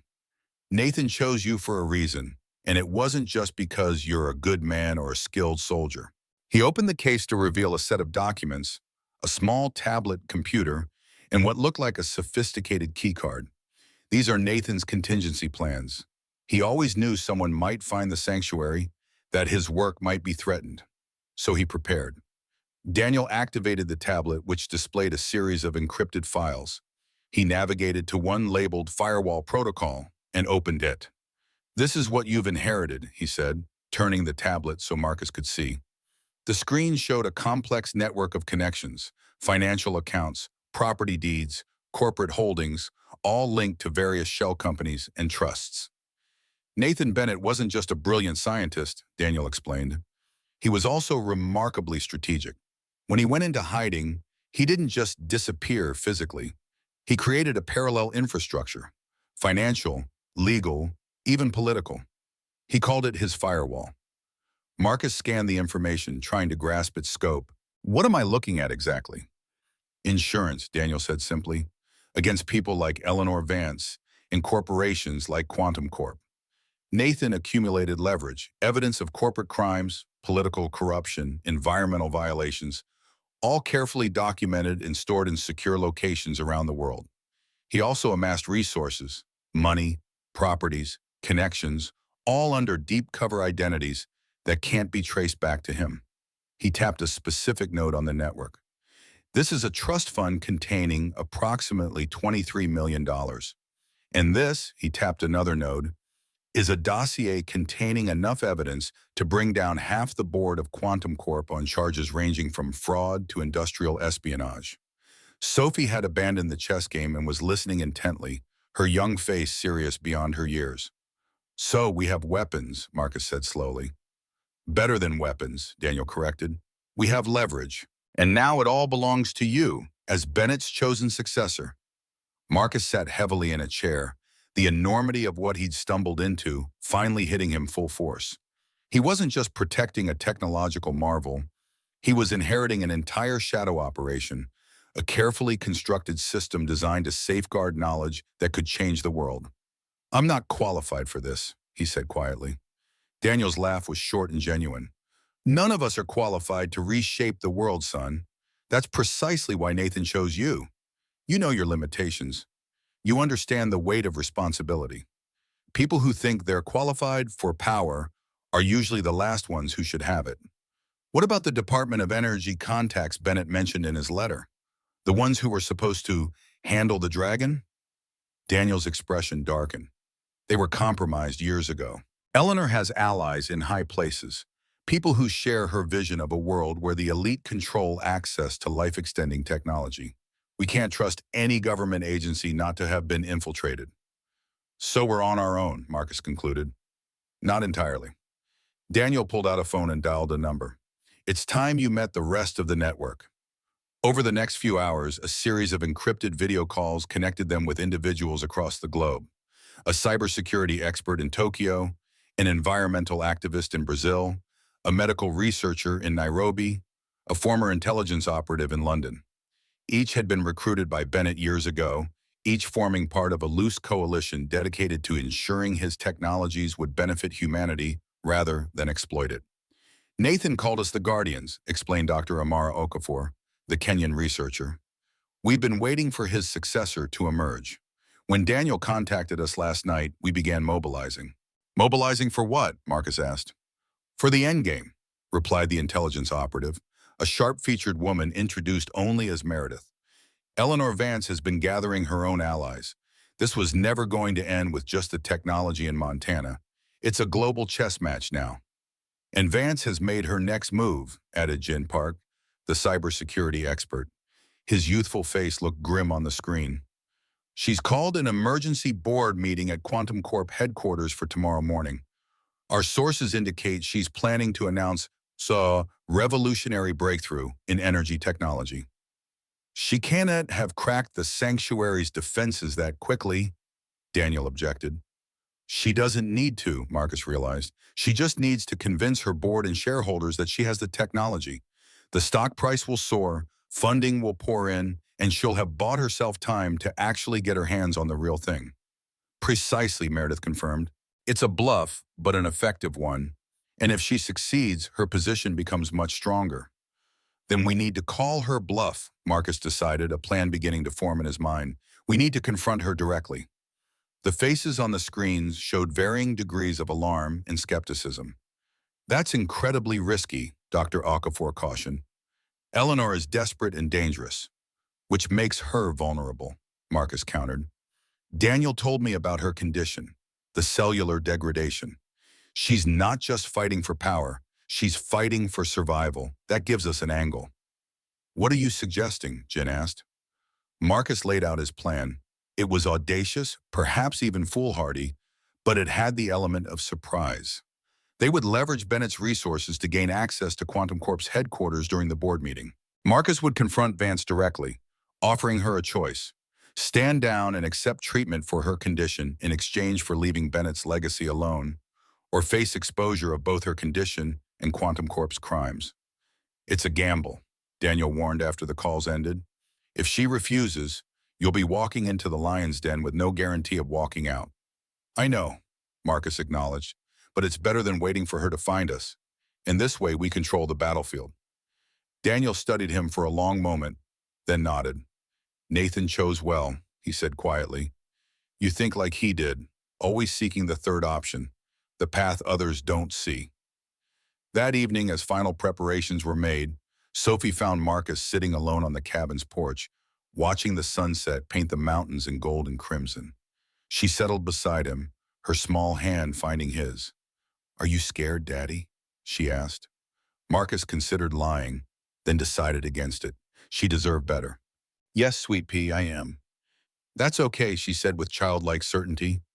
Dr. Bennett was scared too. That's why he built his special house and made scouts so smart. Being scared just means you care about doing the right thing. Marcus looked at his daughter in wonder. How had she become so wise in her short life? "I'll be staying here with Mr. Blackwood while you go to the city," she continued. "He promised to teach me more chess and show me how his radio works." "You'll be safe here," Marcus assured her, "and I'll be back before you know it." She leaned against him, a warm presence in the gathering dusk. "I know. You're like the king in chess. You're important." The next morning dawned gray and overcast, a light drizzle falling as Marcus prepared to leave. Daniel had arranged for a helicopter to transport him to a private airfield, where a jet waited to fly him to Quantum Corp's headquarters in Seattle. Scout emerged from the cabin and sat before Marcus, his intelligent eyes conveying a clear message. "You want to come with me, don't you?" Marcus asked. The dog gave a single affirmative nod. "It's dangerous." Scout's expression remained unchanged, resolute. "Okay," Marcus relented. "We do this together." He knelt to hug Sophie goodbye, holding her tightly. "Be good for Mr. Blackwood. I'll be back soon." "Promise?" she asked, her voice small. "Promise," he affirmed. "And when this is all over, we'll find a real home. No more running." The helicopter ride was brief and turbulent, the small aircraft buffeted by mountain winds. The jet that awaited them was sleek and corporate, its interior plush with leather seats and polished wood accents. "Courtesy of one of Nathan's shell companies," explained the pilot. "As far as anyone knows, you're Alexander Reynolds, a major shareholder flying in for the board meeting." The flight to Seattle took less than 2 hours. As they descended toward the private terminal, Marcus could see the Quantum Corp headquarters dominating the skyline, a gleaming tower of glass and steel, its upper floors lost in low-hanging clouds. A car was waiting, a discreet black sedan with tinted windows. The driver, a woman with short gray hair and alert eyes, greeted them with a nod. "Meredith," she introduced herself. "We met via video. I'll be your escort inside." "You're taking a big risk," Marcus observed as they drove through the rain-slicked streets of downtown Seattle. She shrugged. "I've been inside Quantum Corp for 3 years. Deep cover. Nathan recruited me after I left MI6. If this goes wrong, my cover is blown anyway. And if it goes right, then we've struck a significant blow against those who would monopolize technology that could benefit billions." She glanced at him in the rearview mirror. "Worth the risk, in my estimation." The Quantum Corp building's security was tight but not impenetrable, especially with Meredith's inside knowledge in the credentials Bennett's network had prepared. Marcus, dressed in an expensive suit that had been waiting on the jet, looked the part of the wealthy investor. Scout had been equipped with a service dog vest and appropriate documentation. "Emotional support animal," Meredith explained to the security guards with a dismissive wave. "Mr. Reynolds doesn't go anywhere without him." They were escorted to an express elevator that would take them directly to the boardroom level. As the doors closed, Meredith handed Marcus a small earpiece. "Jin has hacked into their security system. He'll be our eyes and ears. The board meeting started 10 minutes ago. Vance is making her presentation now." Marcus inserted the earpiece, hearing Jin's voice instantly. "Comms check. Can you hear me?" "Loud and clear," Marcus confirmed softly. "Good. Vance is currently showing projections of Quantum Corp's stock value after the supposed breakthrough goes public. The board is eating it up. You'll be walking into a room full of very excited, very wealthy people." "Perfect," Marcus murmured. "Nothing like puncturing a bubble." The elevator slowed to a stop and the doors opened silently onto a plush corridor. Meredith led them toward a set of imposing double doors at the far end. "This is where I leave you," she said quietly. "Once you're inside, I need to be elsewhere to ensure our exit strategy remains viable." Marcus nodded, his hand dropping briefly to Scout's head. "Ready, boy?" Scout's eyes met his, steady and determined. "Remember," Meredith cautioned, "Vance is brilliant and desperate. Don't underestimate her." "I won't," Marcus promised. He straightened his tie, took a deep breath, and pushed open the boardroom doors. The scene inside was exactly as he'd imagined. A long, polished table surrounded by men and women in expensive suits, their attention focused on the figure standing at the head of the room. Dr. Eleanor Vance was mid-sentence, gesturing toward a holographic display showing complex molecular structures. She froze when the doors opened, her words dying in her throat. For a moment, the room was utterly silent, the board members turning in confusion to see what had interrupted their meeting. Marcus stepped forward, scout at his heel. "Please don't stop on my account, Vance. I'm finding your presentation on Dr. Bennett's technology fascinating." The reaction was immediate. Vance's face drained of color, then flushed with rage. "Security," she snapped. "They won't come," Marcus said calmly. "At least, not immediately. Your systems are experiencing some technical difficulties." In his earpiece, Jin chuckled. 30 seconds until their backup systems come online. Make them count." Vance recovered quickly, her expression smoothing into a professional mask. "Ladies and gentlemen, I apologize for the interruption. This man is not authorized to be here." "On the contrary," Marcus countered, withdrawing a document from his inner pocket, "I believe these credentials will establish my right to be present. I represent a significant shareholder interest." He placed the document on the table where a stunned board member picked it up and examined it. "This appears to be in order," the man said, looking bewildered. "Mr. Reynolds owns 3% of outstanding shares through a holding company." Vance's eyes narrowed. "A convenient fiction.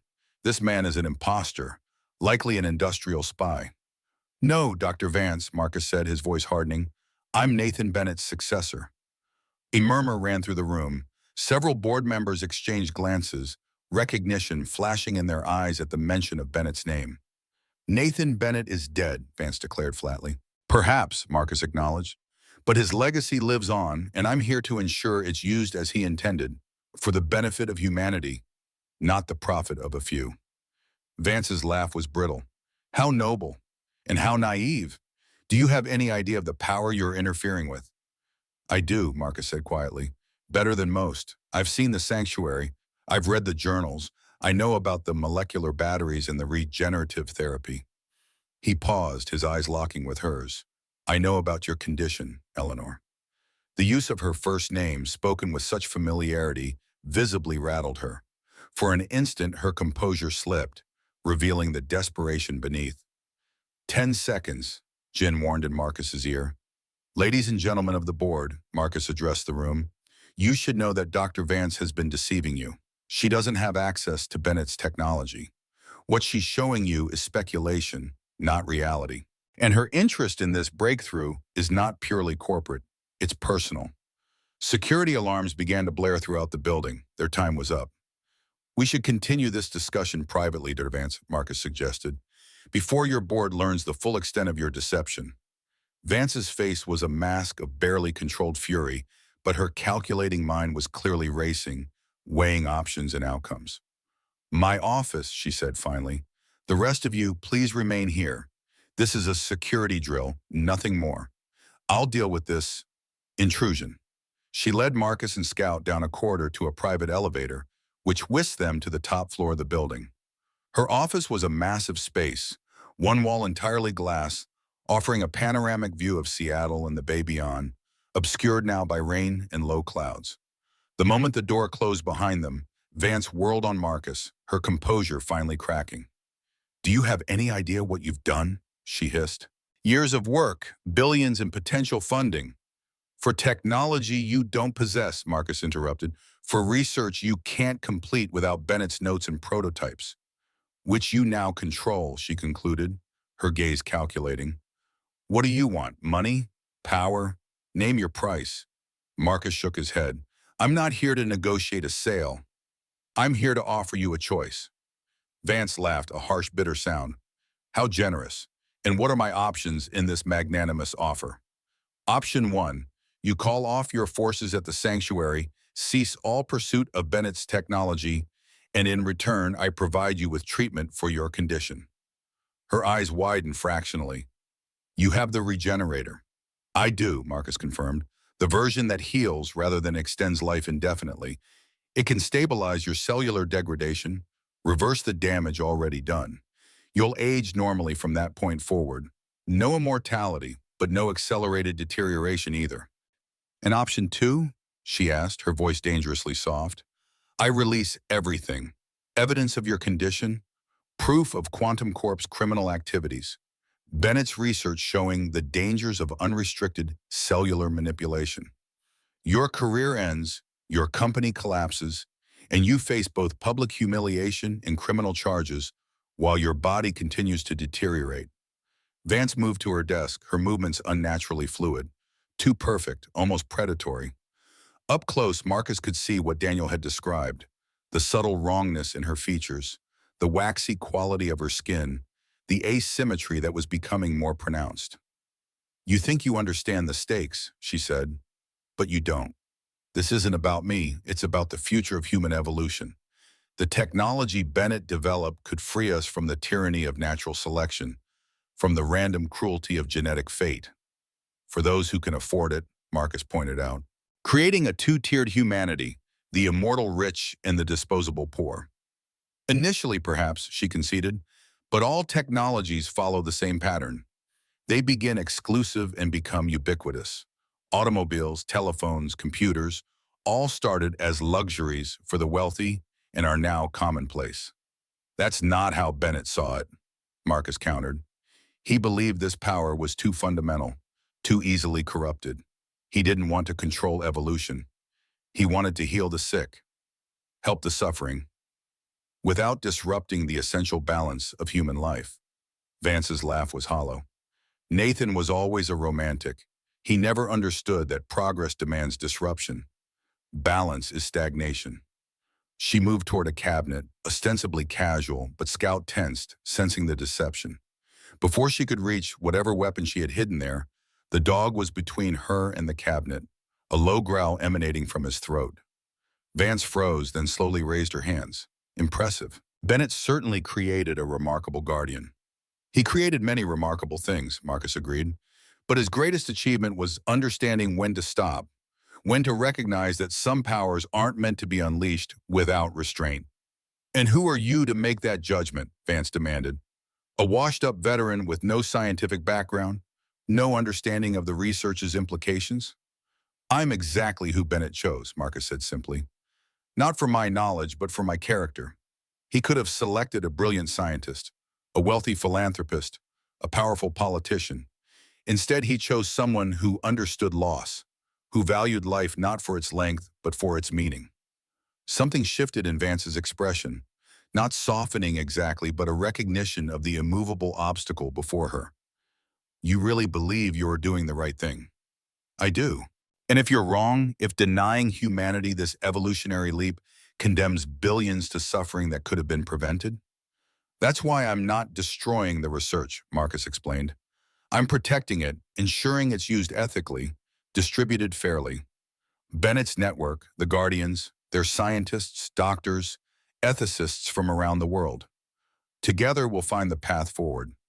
Vance studied him, her brilliant mind visibly calculating odds, examining angles. Your condition is worsening, Marcus observed. How long do you have without treatment? A flicker of fear crossed her face, quickly suppressed. 6 months, perhaps less. Then let me help you, Marcus urged. Not as a bribe or a bargaining chip, but because it's the right thing to do, because that's what a Bennett would have wanted.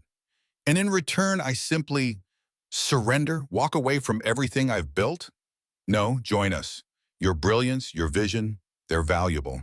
Bennett respected your intellect even when he disagreed with your methods. Help us find the responsible path forward. Vance turned away, moving to the rain-streaked window. For a long moment, she stared out at the clouded city below, her reflection in the glass showing a face caught between rage and resignation. You know what the cruelest part of this condition is? She asked finally. It's not the pain or the physical deterioration. It's the clarity. My mind is more acute than ever, even as my body betrays me. I can see every possible future branching out from this moment, calculate every probability, envision every outcome. And in almost none of them do I survive if I refuse your offer. She turned back to face him. Very well, Mr. Hayes, you win this round. I'll recall my teams from Montana. I'll provide you with the access codes to secure Quantum Corp's research data on Bennett's work. In return, I expect treatment for my condition and a seat at the table when decisions are made about the technology's future. Agreed, Marcus said, relief flooding through him. But understand this. If you betray us, if you try to seize control or undermine the Guardian's work, there won't be a second chance. Her smile was thin but genuine. Noted. Now shall we discuss the logistics of convincing my board that this dramatic reversal is actually a strategic masterstroke? 3 months later, Marcus stood on the porch of a new home, a spacious, comfortable house on 20 acres of Montana wilderness, far from the sanctuary but still within the mountains he had come to love. Sophie was in the yard playing fetch with Scout, her laughter carrying on the crisp autumn air. Inside on his desk sat a secure computer connected to the Guardian network. The work was proceeding carefully, methodically, ethically. Small-scale applications of Bennett's energy technology were being tested in remote villages. The regenerative therapy was being adapted to treat specific diseases, starting with the rarest and most deadly. Vance, true to her word, had become a valuable if somewhat prickly ally. Her treatment had been successful, halting the degradation and stabilizing her condition. She now headed a research division within the newly restructured Quantum Corp Foundation, a nonprofit entity dedicated to developing humanitarian applications of advanced technology. Daniel Blackwood visited often, becoming something of a grandfather figure to Sophie and an invaluable mentor to Marcus. The foreclosure notice that had once weighed so heavily in Marcus's pocket was a distant memory, replaced by the deed to this property, one of many assets Bennett had left in trust for his successor. As the sun began to set, painting the distant peaks in golden shadow, Sophie ran up to the porch, breathless and flushed with the joy of play. Scout followed at a more dignified pace, his mission now transformed from guardian to beloved companion. "Daddy," Sophie asked, settling beside him on the porch swing, "do you think Dr. Bennett would be happy with what we're doing?" Marcus considered the question, watching as the first stars appeared in the darkening sky. "I think he'd be very happy, sweet pea. We're using his gifts the way he intended, not to rule or control, but to help and heal. And we're a family now," she added with the simple certainty of childhood. "You, me, Wall, and Scout. That's important too." "Yes," Marcus agreed, his heart full. "That's the most important thing of all." In the quiet Montana evening, as darkness settled over the mountains that had once hidden the most remarkable scientific breakthrough of the century, a soldier, a child, and a Dong who would never grow old sat together in peaceful companionship. They were the unlikely guardians of a new dawn, protectors of a legacy that would, in time and with wisdom, change the world not in a single revolutionary moment, but in countless small acts of healing and hope. The fortress had become a home, the secret had become a mission, and the broken had become whole. It was not the end of the story, but the beginning of a better one.